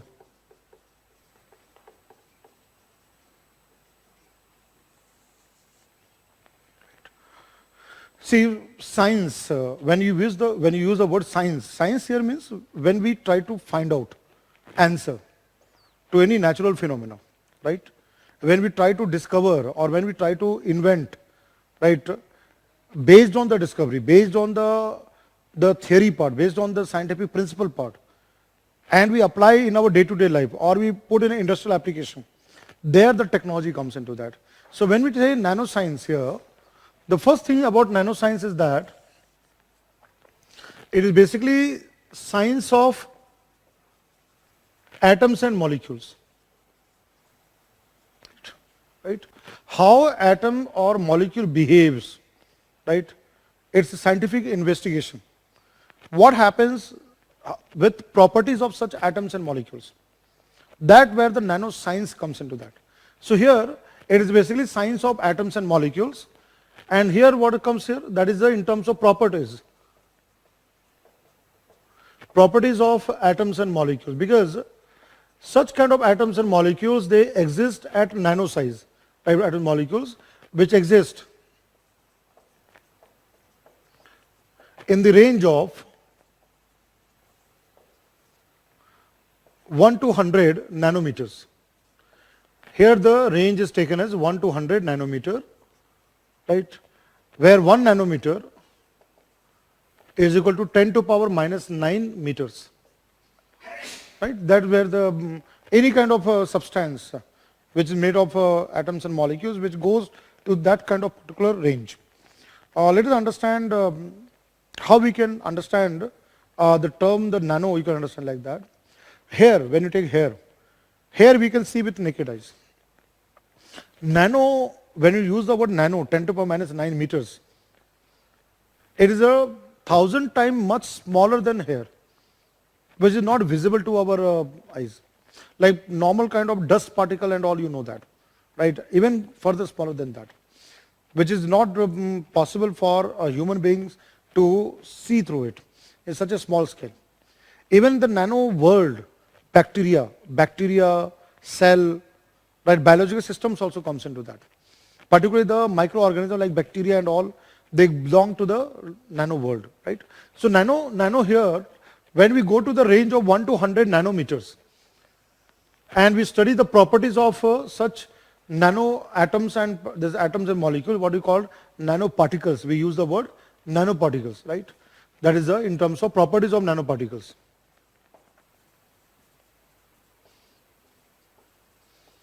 Properties of nanoparticles. So today the scientists can, fabricate, design, make such kind of atoms and molecules as nanoparticles. We will see the application. We will very soon see the application part in the classroom. But first I am giving the description part, why the term nanoscience comes into that. Now let's understand here, what type of properties are exhibited by nanoparticles, right? When we are looking into a particular area of science and technology, we must know the behavior, how the atoms behave, how the molecules behave in that particular scale, right? So here properties, if you look at the first, let's say for example, in terms of a chemical property, right? Chemical. You know that chemical bond, covalent bond or ionic bond, where the atoms and the electrons, they bond each other, that chemical reactivity, even the reactions, where the reactants combine to form the products in a chemical reaction. All this happens at the atomic scale level, and again the chemical reactivity, right, that can get influenced if instead of bigger size we go for a smaller size. So what happens in this case? Chemical properties, like for example here, I'll give you example here, catalysis. What is a catalyst? A catalyst is that substance which enhances the rate of the reaction. It decreases the kind of threshold energy so that the reactants can combine to go to the product at a lower energy state. And it makes the rate of the reaction faster. That is what we call the catalyst, the role of the catalyst. Palladium, molybdenum, manganese, they are used as a catalyst in industries and chemical labs there. Now what happens with the nanoparticles? Chemical reactivity using the catalysis part, that again depends on the volume. Like for example, you have a bulk size material. Let's say you have bulk size with the size of the atoms which are bigger sized particles or atoms are there, right? Volume remains the same, amount remains the same, right? Bulk remains the same, but the molecules which are there is the bigger size. What we can do, we can go to the same volume, same bulk material, but now it has been with the smaller particles. Now the particles are here smaller in size. Let's say nanoparticles here. So what would happen here? The volume remains the same, the mass remains the same, but only the particles have been taken from the bigger to the smaller one. It increases the surface area. There is a change in surface area, and that will have impact on the reaction, right? So here there is an increase in surface area. A catalyst provides a surface area for reaction to complete. A catalyst provides a surface area for reaction to complete.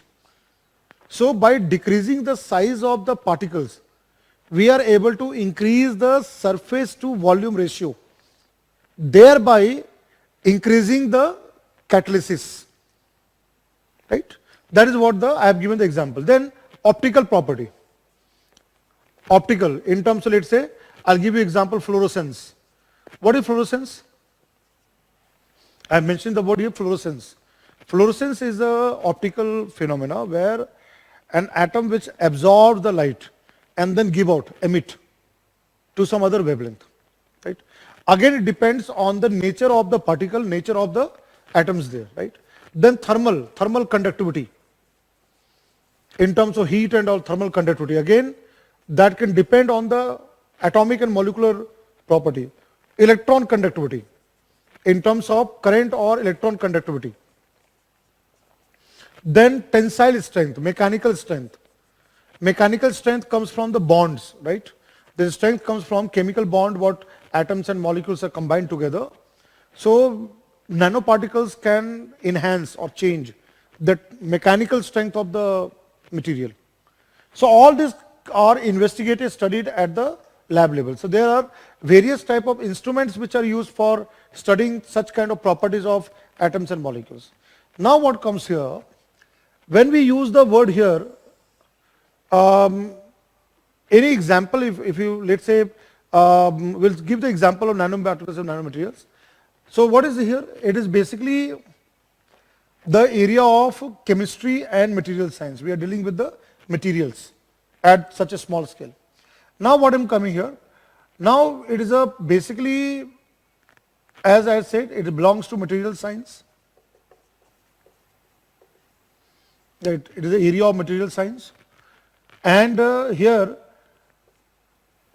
various instruments are used to study nanoparticles. Let's say nano gold particle is used for treatment of cancer. Quantum dots, that they are the semiconducting atoms which are at the nanoscale. So various instruments are used, like for example, one can use electron microscope, tunneling electron microscope, scanning electron microscope to see such kind of, then it uses the optical tweezer. You'll find the Nobel Prize has been given to this optical tweezer. What is tweezer? Tweezer can pick up. Tweezer, you know that at home when we use a tweezer to pick up the any kind of thing like a hot object and all. Optical tweezer is basically laser. It uses laser to pick and pick the atoms. We can use the optical tweezer there, right? Then all such kind of devices, like which can be used for study NMR, right? The different instruments are used for treatment, for study and all this. Now what I'm coming here, nanotechnology. Now the word here is a nanotechnology. So what do we mean by the word nanotechnology? Now nanotechnology is basically design, right? Fabrication, when we fabricate, design, fabrication and development of nanoparticles and nanomaterials which are made of such kind of particles for various applications, for different types of applications. That's where the technology comes into application part. Nanotechnology comes into that. What do you mean by the term nanotechnology? It refers to design, fabrication and development of nanoparticles and various types of nanomaterials for different applications there, right? Like for example here, if you take the example here is that, I'll give you one example of, you know that carbon-60, C60, which is known as a Buckminster fullerene, right? It's made up of 60 carbon atoms, just like a football. C60, carbon 60. 60 atoms of carbon together that make full ring. It almost look like a kind of a football structure there, right? So that is where this has been developed there. Then let's say I'll give you another very good example of such nanomaterials, that is a graphene. It has been asked in UPSC prelims exam, graphene. What is graphene? Graphene is basically two-dimensional form of graphite. Is a 2D form of graphite. See, graphite and diamond, they are two allotropic forms of carbon. That means same chemical properties, but different physical form. Diamond is the hardest. Graphite is the soft form of carbon, where it is a layers of carbon atoms, the layer by layer, that makes the graphite. Now, if you peel out or remove a single layer of carbon atoms, that layer of carbon atoms will, a single layer, that is a ultra thin, very thin. This is what we call as a graphene. Nobel Prize has also been given for making the graphene there. A 2D form of graphene. And we can fold graphene to make carbon nanotube. There is another type of material called CNT, carbon nanotubes. Carbon nanotube, right, CNT, which can conduct electrons, right. Graphene is a planar, is on the plane, where you have the carbon atoms combined on a plane, a single plane which has there. But when you talk about carbon nanotube, when you fold into and make is a nanotube, right, made of carbon atoms, so that can be used for vertical conduction, whereas the graphene can be used for horizontal conduction of electrons, right, in terms of charge and electron conduction, it can be used. Then comes here quantum dots. Now, quantum dots technology has already entered into application. I'll give you one very good application of quantum dots technology is the QLED, quantum LED. Today in the market, organic LED TV panel, the display panel. Now in the market, you will also find QLED, quantum LED display panel is there, right? In future, we'll have a graphene based display panel will be there. All these are example of such materials. Nano gold, nano silicon. You can take many such examples there, right? So what is the first thing is that, what do you mean by nanoscience? What do you mean by nanotechnology? That's the first aspect comes into that. ये projector बंद कर दीजिए. Now let's look into the application part. Then I'll come. Now let's understand how the nanotechnology in terms of application, what approach is followed there. So there are, when you talk about nanotechnology, so nanotechnology is basically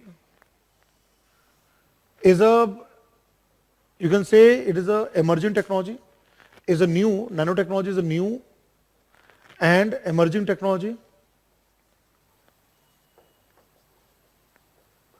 Emerging technology of 21st century, which is going to enable all areas of technology. It is also called key technologies. It is also referred to as a key technology of 21st century. There are 4 areas which comes into that. What is called CBRN. Computation, advanced computing, right? B, biotechnology, R, robotics, and N, nanotechnology, right? So you can say this computing, biotechnology, robotics and nanotechnology, they are the game changers of the present century there. So key technology is key technology of 21st century. Now another aspect of the nanotechnology is said that it is a enabling technology. Right? It is called enabling technology. What do you mean by the word enabling? It can enable all areas of science and technology with the application of nanoparticles and nanomaterials. And we'll see today in the classroom that what all the areas of science and technology can combine with nanotechnology. We'll be seeing very soon. So enabling technology which can benefit different technological domain. Right? Different technological domains which can be enhanced or enabled through the nanotechnology, through nanoparticles and nanomaterials there. So it's a multidisciplinary field there. Now in terms of the application part, let's look into the application part.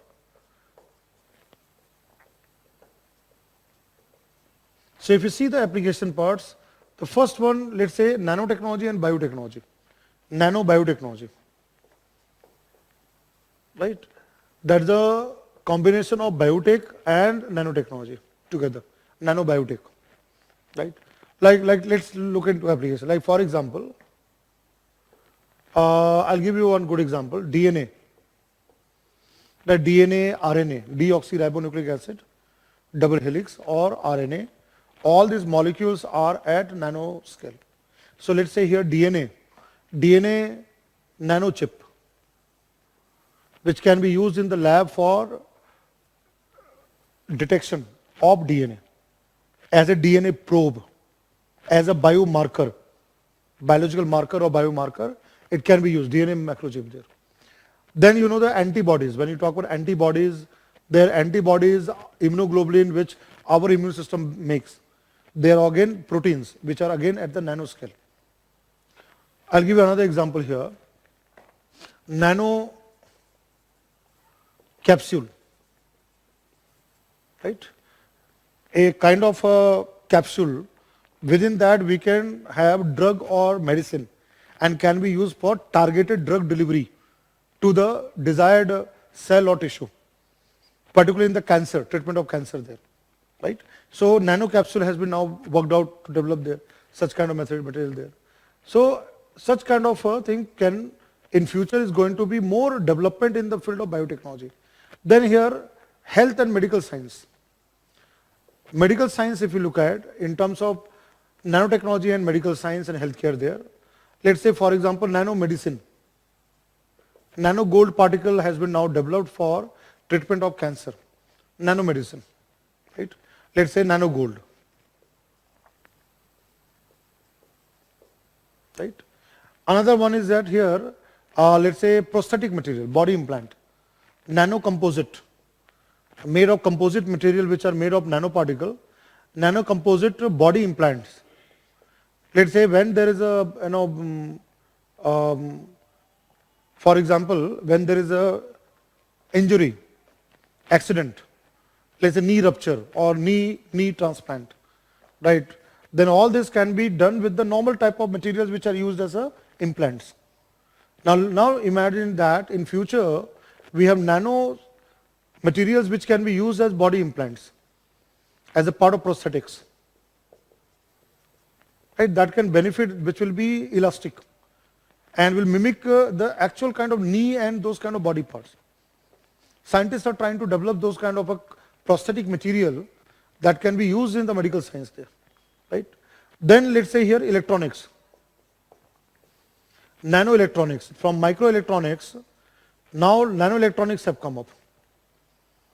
The chip, IC circuit, like here, for example, nano chip.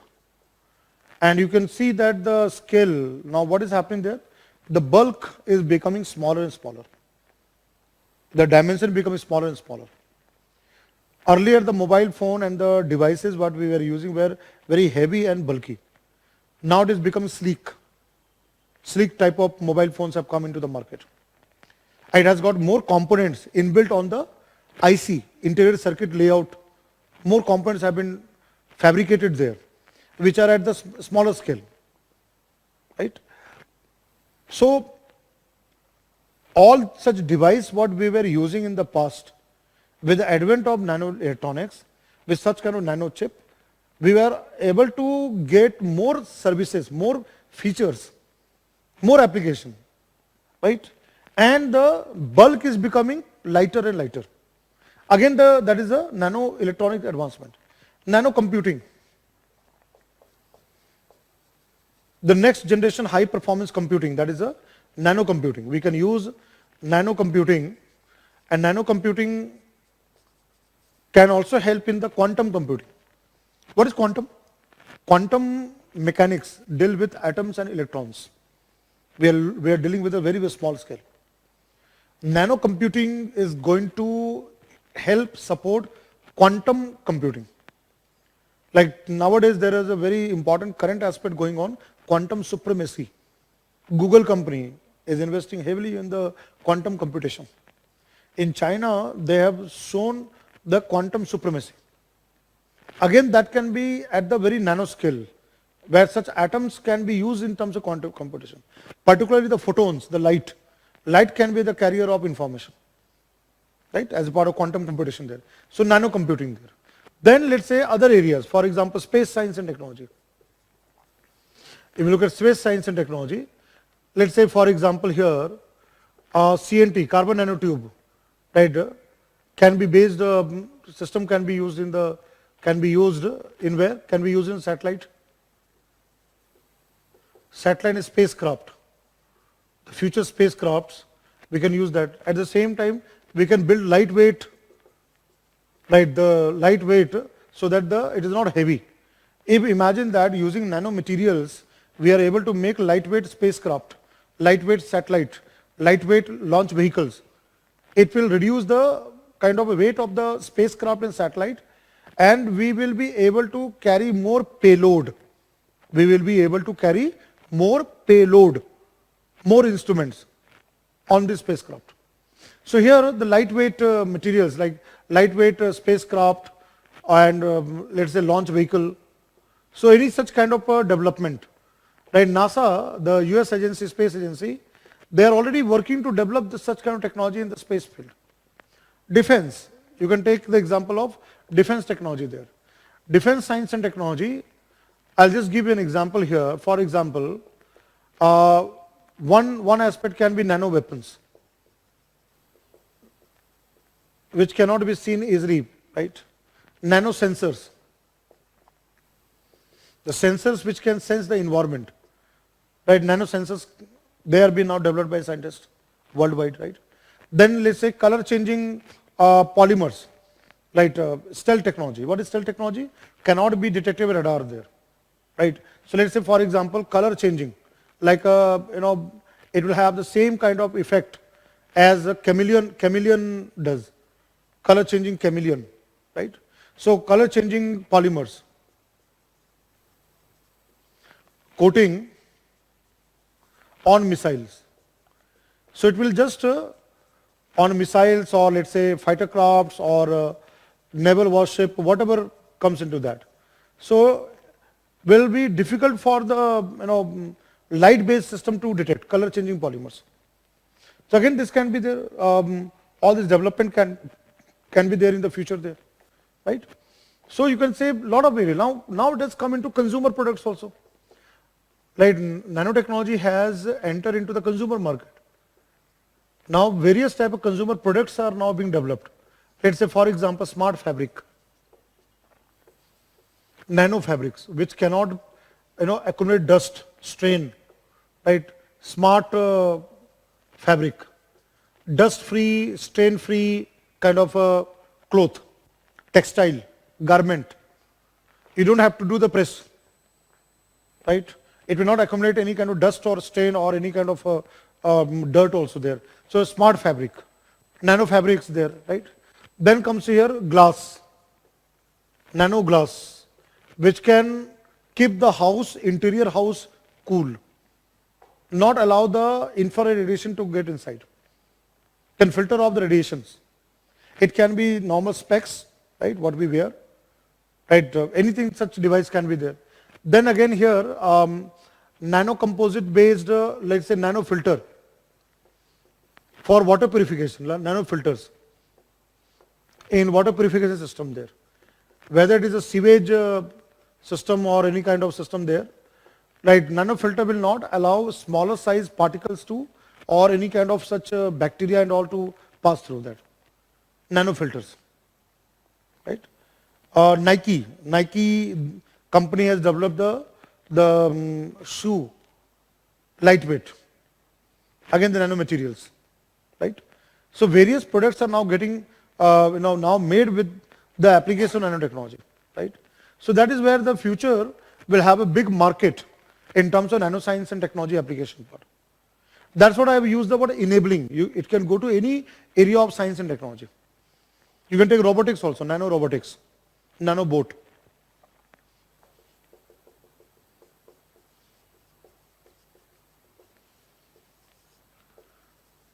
Let's say nano boat. which we cannot see, but nanobots which can help in the cleaning of the material, cleaning of the surface, right? Small size which we cannot see there, nanobots. It is also said that in future there will be nano machines. Let me use the word nano machines. Nobel Prize has been given to scientists who developed in the lab level nano machines, which can work like a machine at the nanoscale.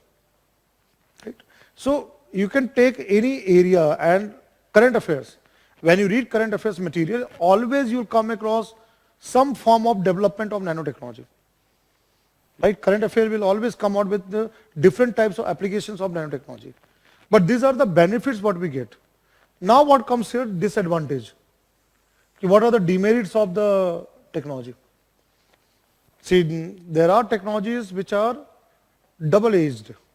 It gives benefits to mankind, but at the same time, it can be harmful to the human health, environment, and maybe national security and all this one. So there are some kind of a negative impacts of the technology. So in this context, if you look at the negative aspect of that, what are the challenges and the concern there? Negative aspect of this technology is that, and there have been various voices, right, has been raised for not going very aggressively with nanoscience and technology in future. There are skeptics who have raised the points there. So negative aspect, if you look at here, first one is that health impact. Health concerns and health impacts. How we can understand this one? We can understand the following way.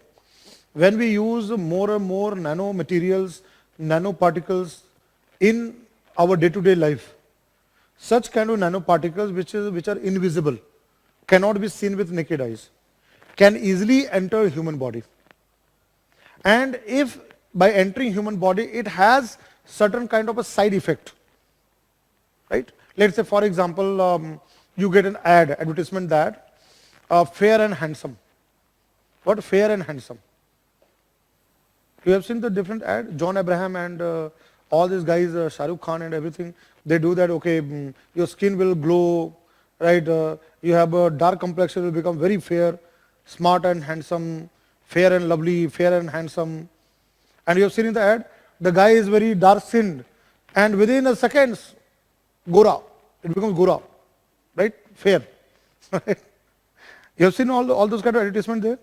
So nanotechnology can do, and let's say you have an advertisement that this is the brand, this is the product, it has been developed with nanotechnology, it has such kind of nanoparticles which can clean the pores of your skin. All the melanin in the skin can be removed and you will become fair. What if such kind of a nanoparticle which goes inside the pores of the skin and through that goes into the bloodstream, enters the bloodstream, and has triggered the reaction inside the body. So we need to also assess the biological safety of such kind of particles, right? So that's what the raise has been. So let's say, for example, nanoparticles or nanomaterials, what we use in the case of consumption nanoparticles, entering human body, whatever the mechanism of the entrance of the human body, through nose or through eyes or through blood or whatever may be that, through the skin also there. So entering human body,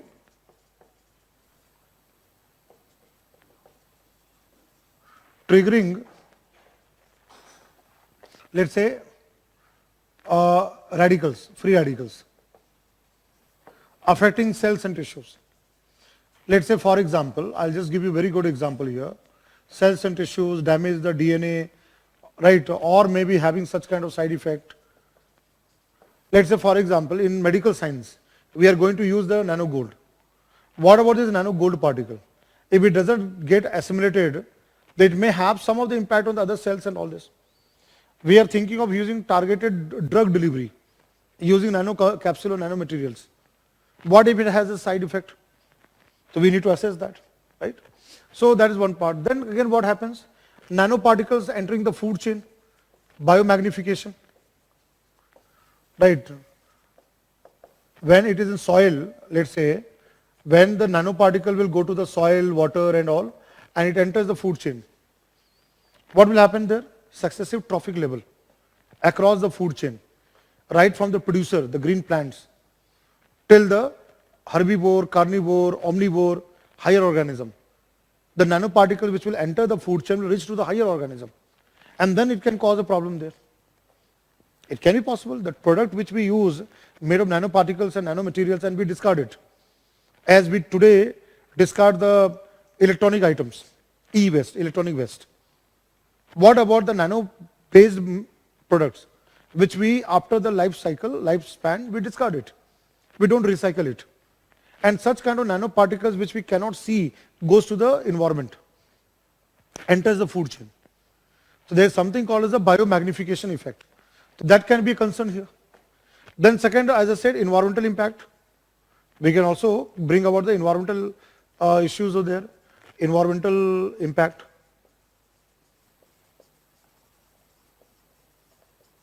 Now what are environmental impacts there? As a pollutant, right? Nano materials and nanoparticles as pollutants. That will be concerned in the future. And we have to develop mechanism for recycling, right? As we do for other type of waste materials. So nanomaterials or nanoparticles as pollutants. And it is not only the pollutant, but they can have a wide and far impact. How the wide and far impact will be there? Because nanoparticles can easily travel to large geographical area with the help of air or water or soil. Because they are very, very tiny, they are very, very small. Can be carried by agency of wind or water and from one place to another. So it will not be a kind of a pollution at one point only. That pollution will spread far and wide. Again, that food, there's biomagnification. As I mentioned that word, that it will affect the human health. If it enters the food chain, there is biomagnification in food web. Right? Then there can be what? Another security issues. How the security issues you can explain here? Security issues you can explain with one example, that is if you use the sensors, nanosensors, which can intrude into the privacy. Let's say cameras. We have such kind of nanoscale cameras and all, and we steal away the data, enter into the privacy of the individual, right? Or steal away the data privacy and data as happens there. So let's say here the nanosensors, then nano weapons, misuse of nanosensors, misuse of nano weapons. Like nano weapons are like biological weapons, chemical weapons like explosives, right? The government has a regulation over that, but still you know that chemical weapons like mustard, right, mustard or Agent Orange, right, phosgene, they have been used in wars, correct? Nuclear weapons again is again out of reach of the terrorist organization, because for that it requires a very high-end technology to make a nuclear bomb, and again you require uranium and plutonium. But what about bacteria? What about viruses? What about bacteria and virus? They are existing in the nature. Coronavirus is one good example. Highly communicable or infective virus. What we need to do is that we have to just simply take that virus, culture in the lab. In the laboratory we can culture it, we can make a device. Put that viral culture in the device, and wherever the human settlements are there, we can explode it, we can disperse it. And imagine what will happen there. Anthrax. You know about the name? Anthrax. Anthrax is bacteria. Many people are not aware. They think there's virus. No. Anthrax is a bacteria. But again, infect not only environment, but also animals, plants, human beings. Right? What you generally watch in the movies and all, it comes in nano weapons there. So nano weapons or biological weapons is within the reach of any person to make it and use it. Then what comes here? Apart from that, security issues and all, ethical issues. There are ethical issues linked with nanotechnology. What is ethical issue? What is ethics? Ethics is basically code of conduct. Ethics is basically right or wrong. If we misuse any technology for doing harm to environment, animals, plants, human beings, we are doing unethical work. Let's say the ethical problems and the issues which are linked here, one thing is that the misuse of the technology for doing wrong, doing harm. The ethical concern will raise. Right? I'll write here. Misuse of the technology, which can affect large masses of people, will be considered unethical. Another logic of ethics comes here. Anything which goes against nature, right? Man, today human beings are trying to become like God, that we are modifying every aspect. We are changing the entire aspect of the nature. Right? We are going against the nature. That is again called unethical. Right? So there can be ethical issues also there. Another thing will be what? Nanotechnology cannot be afforded by everyone. Developed countries, industrialized countries, they will use more nanotechnology as compared to the developing or poor countries, least developed countries. LDCs, or poor country or developing countries, as compared to the Western world who have more resources. Their part, the have and have not, a gap. Right? So again, those economic aspect also comes into that. Who can use the technology? So there are several negative aspects are linked with the technological aspect that we have to also keep in mind when we are learning about the part of the nanoscience and technology part of it. Benefits and whatever we get, that is a good thing. But again, we must look into the kind of a negative impacts there. So please copy this one. I will be going to the handout. Please copy this part which I have explained here.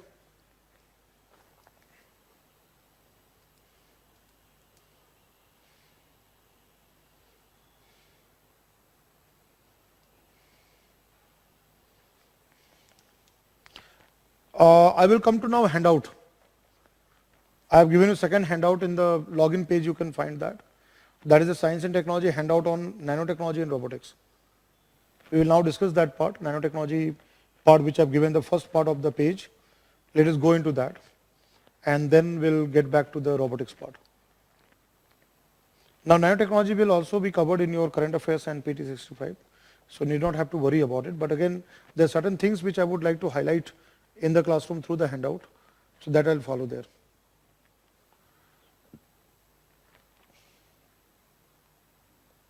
Okay, ethical issues comes because if we abuse or misuse the technology for doing harm, let's say nano weapons, just take example nano weapons, right? We develop nano weapons and that will be negatively impacting the human beings and affect the nature. So that will be considered unethical. Right? I have written there misuse of the technology. When technology gives us the benefits, that is all right. But when we use the technology in a wrong way, there the ethical concerns are raised. And let's say the possibility of making these nano weapons and using against human civilization will give rise to ethical question. Second thing what I discussed in the classroom was that anything which goes against the nature is considered to be unethical. And we human beings in modern times trying to modify, trying to change already existing natural setup. What is nanotechnology? We are modifying atoms. We are modifying molecules. We are creating new type of particles, nanoparticles. So in one way, human beings is trying to become like God and trying to do all the kind of changes.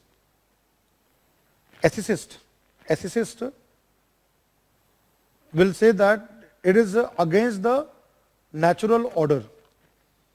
If it is against natural order, right, against the nature. So it is wrong, it is unethical. All right. So now ये projector on कर दीजिए. Now we'll see the handout. You can refer to the handout and I'll mark the important points. Whatever I have explained on the whiteboard plus whatever detail is given on the handout, we'll combine them together. Now if you look at the handout here, I hope it has come to your screen. So first part of the handout is about nanotechnology. What I have mentioned as a flow chart, as a point wise, now you will be getting that in the part of the handout here, right? So one by one I will underline the main points of that, which you need to keep in mind for the examination. Now 2020 prelims exam, there was a question on nanoparticle. Nanotechnology question was asked, right? In the year prelims 2020, you will find there is a question on nanotechnology, right? So nanotechnology question here, let's say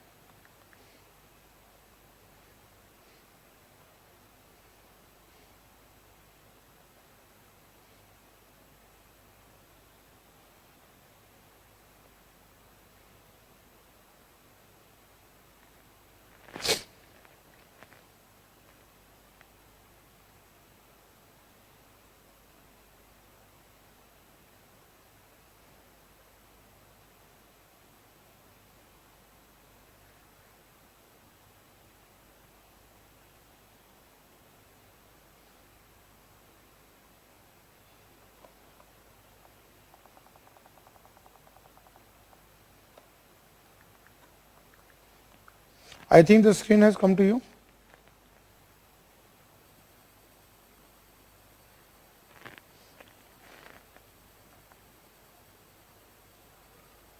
So what I'll do here, I'm just I'll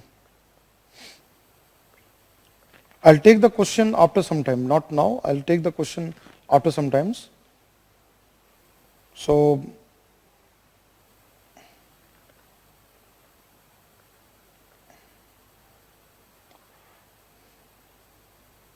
I'll just download the question, and after sometimes I've gone through the mention, then we will cover that. So now let's go to the handout first, right? So here about nanotechnology. So the first point is here, what is nanoscience, right? So nanoscience, I have already mentioned in the classroom, nanoscale range there, right? What is nanotechnology? Conversion of any material in nanoscale results, changing the physico-chemical properties. I have already explained in the classroom there. What is nanotechnology? I have also discussed in the classroom, design, characterization or production, application of structured devices, systems which comes into that. Now what is the important here is this one. Current status of nanotechnology in India. Where we stand worldwide in the field of nanotechnology. So this part is important. Now look at the first point here.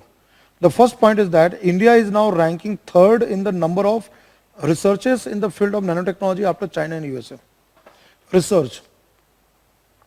How many numbers of researches are being carried out in India, both private and public together, in the field of nanoscience and technology based on number of researches and publications in the scientific journals? India is ranked third. Did you get? Not overall. India is not overall third ranking country in the world. India is third in terms of number of researchers and publication of papers in the field of nanotechnology, right? Now, under which department it comes there? Nanotechnology developed in India, that is the focus area of Department of Science and Technology under the Ministry of Science and Technology. DST comes into this. Here, the role of DST comes into that. And the Department of Science and Technology in the year 2007 has started a very important program called Nano Mission. For development of nanoscience and technology, there is a Nano Mission program, right, which was started in 2007. So Department of Science and Technology under the Ministry of Science and Technology is leading the development of nanotechnology in the country, right? So that is where the focus comes into that. And first time this proposal was mooted in 9th 5-year plan, and then in 2007, now this is important here. In 2007, a mission on nanoscience and technology, Nano Mission, was launched under the supervision of a very important scientist of India, Professor C.N.R. Rao. Dr. C.N.R. Rao, who has been awarded Bharat Ratna, highest civilian award, he was given that in charge to lead the development of nanotechnology in the country under the umbrella program called Nano Mission, right? So to foster, promote, and all this one was given there. Now what you can find, application part of it, what I discussed in the classroom, that medical field, disease diagnosis, we can find out the cause of the disease, we can diagnose a disease there, right? So here nanomedicines have resulted in formation of nanoscale diagnostic devices there, right? So that was which are more efficient and to detect cancer, bacterial and viral infection, right? I'll take the question there. I have got the question now. I'll be discussing that after the application part. I'll come to the question of the UPSC exam, right? Very soon I'll be coming to the question. Just wait for some time. Drug delivery, right? Nanocapsule can be used with the antibodies tagged on that for the drug delivery part, right? So can be used in the formation of nano size, this one, drug, right, which will lower the other effect on the cells. It will be very targeted to the cell we want, where we want to deliver the drug, particularly tumor or cancer, right? Cancer diagnosis and treatment. Tissue engineering, very important, tissue engineering. Like one aspect comes here, which you have studied in biotechnology class about stem cell research. What are stem cells? Stem cells are those unique cells which are capable of dividing and differentiating into other type of body cells, what we call pluripotent stem cells, right? Pluripotency in terms of that. So that is another aspect of biotechnology. But now what I want to bring from nanoscience and technology, from nanotechnology perspective also, tissue engineering can be done. Now how it can be done? It can be helped to repair damaged tissue. What is tissue engineering? Whichever the damaged tissues are there, we can use scaffold, SCAFFOLD, scaffold, which can help the growth of the cells and tissues. Imagine we have nanomaterial based scaffold, and on that the cells can grow and can repair that ruptured tissue by growth of the cells on the nanomaterial scaffold. That's where the nanotechnology in terms of tissue engineering comes. So through tissue engineering, now you see here, it makes use of, what it makes use of? It makes use of biodegradable polymer, such as polycarbolactone coated with collagen to promote the wound healing or growth of cells, right? Then comes here nanorobot. I have already used a medical nanorobot. Nanorobotics is a technique of creating machines or robot close to microscopic size, nanometer size there, which can navigate the human body, transport important molecules, manipulate microscopic objects, and communicate with physician by way of miniature sensor. Very advanced technology which can be used in future, right? Superbugs and antimicrobial resistance, another very important application.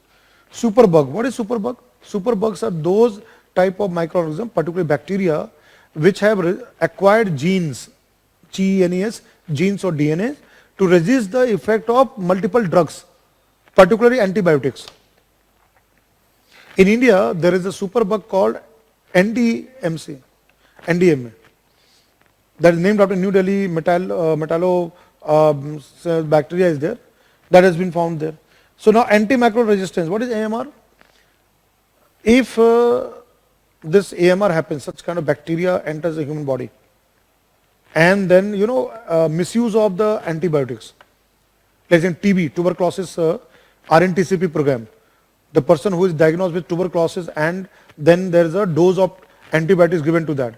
If a person stop taking the medicine, what happens? The bacteria acquires the requires resistance to the antibiotics. Same has happened with malaria also, malarial parasite. So continuously, if such kind of antibiotics what we use and abuse in terms of food and all, now poultry and many of the animals there, the antibiotics injections are being given there. And whatever food we get, where body cell is getting antibiotics, and they get the resistance there part of it. It has become a big concern worldwide, AMR, right? Antimicrobial resistance. How we can solve this problem of AMR and superbug using nanotechnology is a very, very important aspect. It is like this one. We can stop antibody resistance bacteria, right? And the deadly infection they cause by killing them. Nano gel, let's say gel, GEL gel, gel or nano medicine or such kind of materials which can be able to eliminate, kill such kind of superbug or AMR causing bacteria. That we can do through the nanotechnology. I'll repeat again. By the use of such kind of nanoparticles or such kind of a nanomedicine which can kill such kind of a superbug, which can destroy, eliminate superbug or those kind of bacteria which cause AMR, right? That is possible. The defense, intelligence gathering, right? Though difficult, but sensors can be used, cameras can be used, recording devices, supplement to traditional weaponry for combat operation, precision guiding tools for snipers, right? For firing the mortar shells and all. Agriculture, silver, nano silver, which can kill insect and pest. So here, food processing industry, antimicrobial nano emulsion, nano gel or nano emulsions can be used in food processing industry for application decontamination of food. One technology we have discussed in the classroom, nuclear technology, where we use radiation. I have discussed in the classroom nuclear science and technology application in food and agriculture, food processing. There I mentioned about the radiation technology.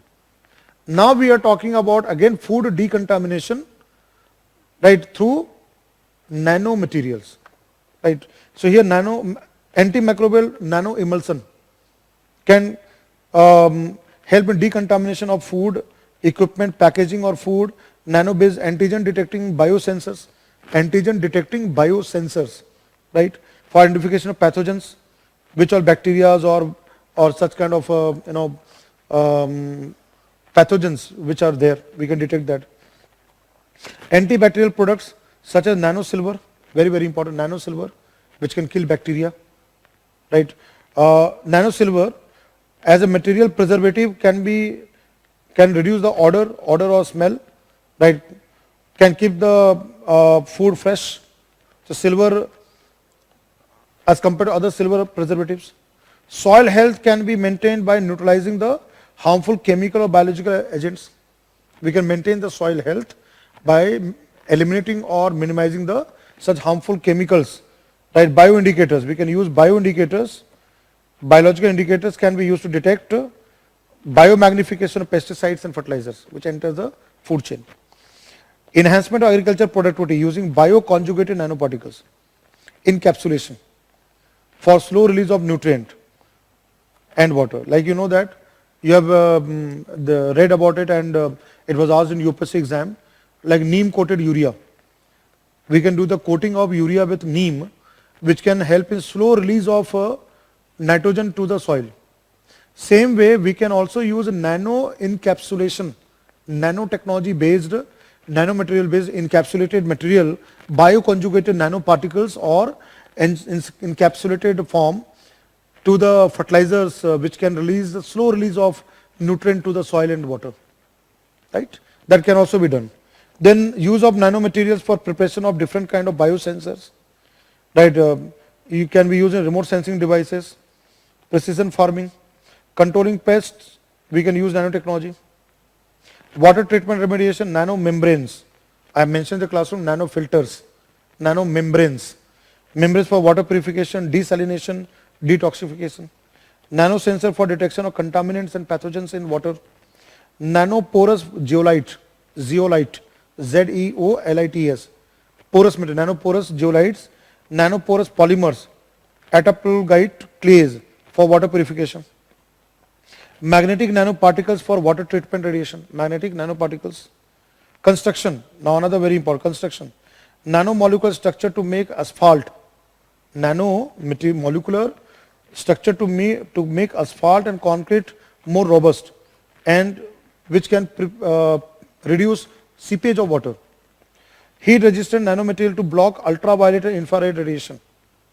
Self cleaning surfaces, very important. The surface itself can clean from the dirt or dust or stain. Self cleaning surfaces, windows, mirrors, toilets with bioactive coating.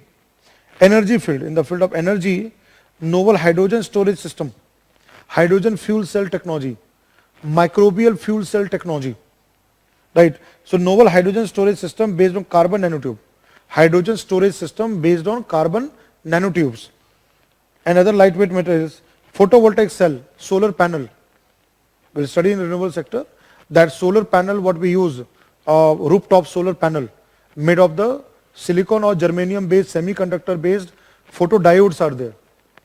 We can enhance the efficiency of such photodiodes by using nano based photodiodes. Like here photovoltaic cells and organic LED device. I mentioned quantum dot QLED, right? They're based on quantum dots, carbon nanotubes and composite film coating, right? And then in the box you have a nano mission. About the nano mission you have that. Okay, let me see the question there. See what was the question in 2020 exam. I'm reading out the question here. With reference to carbon nanotubes, see here the question, I'm coming to the UPSC question. With reference to carbon nanotubes, consider the following statements.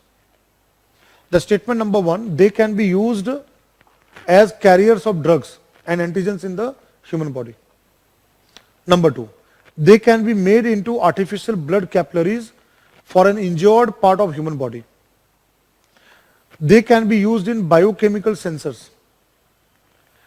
Carbon nanotubes are biodegradable. 4 statements. I am reading the statement again. In UPSC last year, 4 statement question was given about carbon nanotube. Statement number 1 is that they can be used as carriers of drugs and antigens in the human body. Statement number 2, they can be made into artificial blood capillaries, like arteries and veins and all this. Blood capillaries for an injured part of human body. 3rd statement, they can be used in biochemical sensors. 4th statement, carbon nanotubes are biodegradable. You are in the exam hall and you have such kind of question. Now options are, which of the statements above are correct? The first option is 1 and 2 only. 1 and 2 only. Second is the 2, 3, 4. Right? C, 1, 3, third option, third C is 1, 3, 4. And fourth D is 1, 2, 3, 4. So what will be answer here? It's a very easy question. What will be answer here? What are the option here? A, 1 and 2 only. B, 2, 3 and 4. C, 1, 3 and 4. And D, 1, 2, 3, 4.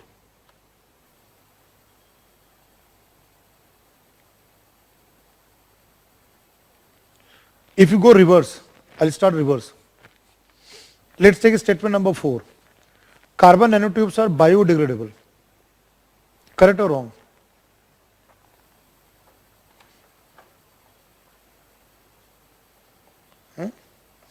Number 2, if you take this number 2, what is the, I'm going to statement number 3. Statement number 3 says that they can be used in biochemical sensors. Right now I've discussed about the explanation part. I've discussed about this, where the nanotechnology can be used. Application nanotechnology, we have discussed that. Sensors, as a kind of conducting electrons, conducting the current. I've mentioned that we can have a CNT which can have vertical conduction. The third is correct, right? Second, it can be used for making artificial blood capillaries for an injured part of human body. Carbon nanotubes. Right? Then you have first one, they can be used as carriers of drugs, antigen in the human body. Carbon nanotubes can be used as for drug delivery mechanism there. The answer is all of them. See, if anything get degraded in the body, carbon, you know, cells and body cells are made of carbon, nitrogen, oxygen, sulfur and all, right? If we can use CNT as a part of the drug delivery also there. At the same time here, the second statement says that they can be made of artificial there. It can act as a scaffold. What I mentioned, scaffold. CNT, this is carbon nanotube, right? Cylindrical. And it can allow the things to grow. You have a hollow, right, very tiny. CNT is what? Carbon nanotube. Nano means 10 to the power minus 9 meters, which you cannot see. Right, blood capillaries and all are very, very thin. Blood capillaries are very, very thin. And there it can act as scaffold where we can grow the cells artificially in the lab and create the artificial blood capillaries. That is possible. It can also conduct current, electrons and current. And we can use as a biosensor, is also correct. All the statements are correct. Right? This is the way UPSC asks question. Right? This is the way UPSC asks question there. And you have to always connect with that part. Right? So, so that is what comes into that part. You have to always remember that. See, whenever you are fixed with such kind of problem, try to look into the options. There's something called elimination technique. Right? Let's say if you are not aware whether it can be biodegradable or not. Suppose that you are not aware of biodegradable. But you know the third is correct. Third is correct as you have read somewhere. See, you may not be aware of everything. In the current affair materials, what you read, you will not be aware of everything. But you know that you have read somewhere that CNT, carbon nanotubes, can be used for making the sensors. Now you see that which all options have got 3. If you take the first option, 1 and 2, 3 is not there, so you ruled out. Now 3 is a part of B also, C also and D also. This is called elimination method. Now you look into second and the first one. Can it be there? Like growing the capillary. So what I said, growing the capillary, you can have a tube and where you can grow as a scaffold. So you know 2 can be correct. Now you see the option which has the 2. So you will find that B has got 2, 3, 4, but C doesn't. C is 1, 3, 4. C also has got there 1, 3, 4. The 2 is not there in the C. So you have eliminated C. So now you are left with B and D. Right, now you are left with B and D. And B, you know, 2 is there, 3, 4. So now you know that 4 is coming to both of them. So biodegradable nature is there. Now you are fixed with first one. Whether it is B as an answer or D as an answer. Can it be used as a kind of carrier of drug delivery mechanism? Right? This is the way, and see, that's what I say, science and technology can be easy also, science and technology can be difficult also. Alright, but anyway, this is just a sample question I have taken. Again, it will not be repeated there. This is just giving you an idea. So now let me get back to the handout. In the handout you will find here, nanomission is given. Right, nanomission, you find that. What is nanomission? That is what DST has started in 2007 to promote research in the field of nanotechnology. So I'll just, in the box what is given here, basic research proportion, R&D in the nanotechnology, infrastructure development for nanoscience and technology research, labs. There have to be labs, establishment to carry out nanotechnology research. Then you have nano application technology development program. How we can use nanotechnology in the research from lab to the market. Various products can go to the market, can go to the field. For that kind of programs there. Then human resource development, master's degree, postgraduate degree, PhD, and then also postdoctoral fellowship. Right, we need those kind of manpower, human resource development. So those kind of educational program, research programs in the country. International collaboration, Indo-Japan, Indo-US, Indo-Australia. We can have collaboration with other foreign countries to do the cutting edge research into the field of nanoscience and technology. International collaboration, right? And other initiatives are that 18 sophisticated analytical instrument facilities, SAFE, sophisticated instrument facilities, 18 of them, 18, have been set up by the DST, Department of Science and Technology. All those instruments which are required for conducting research in the field of nanoscience and technology. Then Center of Excellence in Nanoscience and Technology have been set up by DST. Then Thematic Unit of Excellence, TUES, Thematic Units of Excellence have been now for various areas of science and technology, right, which can play important role in product-based development, have been not developed. Visvesvaraya PhD Fellowship, named after the, right, M. Visvesvaraya. PhD Fellowship is there in the field of nanotechnology research. And then Inspire scheme, I have already discussed that DST has a scholarship program in terms of promoting science-based education, Inspire program. So Inspire scheme support research fellows in the work of interdisciplinary areas of nanotechnology, nanoscience and nanobiotechnology. Right? Challenges here, how nanotechnology can help India. So we can develop a variety of products, agriculture, space, defense, biotechnology, medical health, we can take any area, right? Then increasing employment, more and more products will be developed, go to the market to increase the jobs, employment part. Address various issues like needs of society, increasing agriculture productivity, agriculture yield, in order to solve the problem regarding food security. Purification of water, purification of sewage, in terms of controlling water pollution. These are the benefits, what we will get there.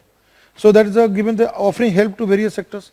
I have said nanotechnology, enabling technology, which will help all areas of science and technology. So other type of sectors will get supported through nanotechnology. Then challenges in nanotechnology here. So challenges part you will find here. Health and environmental impact, I have already discussed in the classroom. Information asymmetry. What is information asymmetry? Developed countries will have more resources. They will be more able to use nanotechnology. Developing and the less developed countries will have less resources. They will not be able to do such kind of research, will be lacking behind or lagging behind. So that gap, right? Then you will find lack of infrastructure, human resource. Though we have nanoscience, but still India need to develop more infrastructure.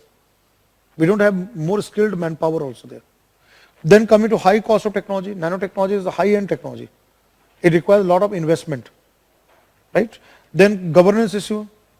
If nanotechnology, we want to go for more financial input, government gives more funding through DST to the nano mission, and we want to increase the market of the nanotechnology product. So what is required there? It requires support from the government from all aspects there, right? So ethical consequences, now see here, I have given the handout. Ethical consequences, if nanotechnology used in warfare, right, invade people's privacy, right, data, people's privacy, impinge on the relationship between human beings and technology. Ethical concerns will raise. And then effect on developing and underdeveloped countries. More nanotechnology application developed world, it will again, after the end of the products, it will create the pollution. And if the developed countries dump, as you know that second-hand goods, electronic items are dumped to the developing and less developed countries. E-waste, same way if the dumping happens, it's going to affect the environment of developing and less developed countries. So I have given that, please go through that. In the handout I have already given, please go through that, right? So we will stop here. Nanotechnology I have done in today's class. Please go through the handout, whatever is given there, and read it on your own. I have explained the concept in the classroom. At the same time, you will be also getting nanotechnology current aspect, more current aspect in the PT 365 class. Whatever I have discussed, plus you will also get more in the PT 365 classes. Right? Now tomorrow's class, tomorrow again we have a class at the same time. We are going to meet tomorrow Sunday at 5 o'clock, and tomorrow is going to be very important class because I will be discussing robotics. We will study about humanoid robot, Sophia and all those parts. AI, we will discuss about AI part and other new technologies in the classroom. So tomorrow will be another important class for the new technology. Alright. So what I'll do here, I will just give a question here. Your homework assignment question, this one. Discuss importance of nanotechnology for India. I am giving the question from the handout only there. So first part of the question is discuss importance of nanotechnology for India. how we can address various challenges. This also I have given in the handouts. Please read there to write this homework assignment question. How we can address various challenges arising from development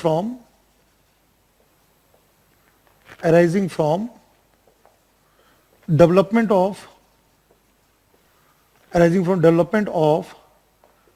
nanotechnology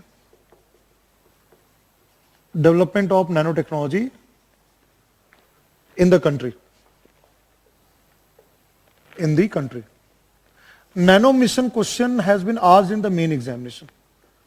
Previous year question paper, if you see there, already UPSC has asked a direct question on nano science and technology mission of India.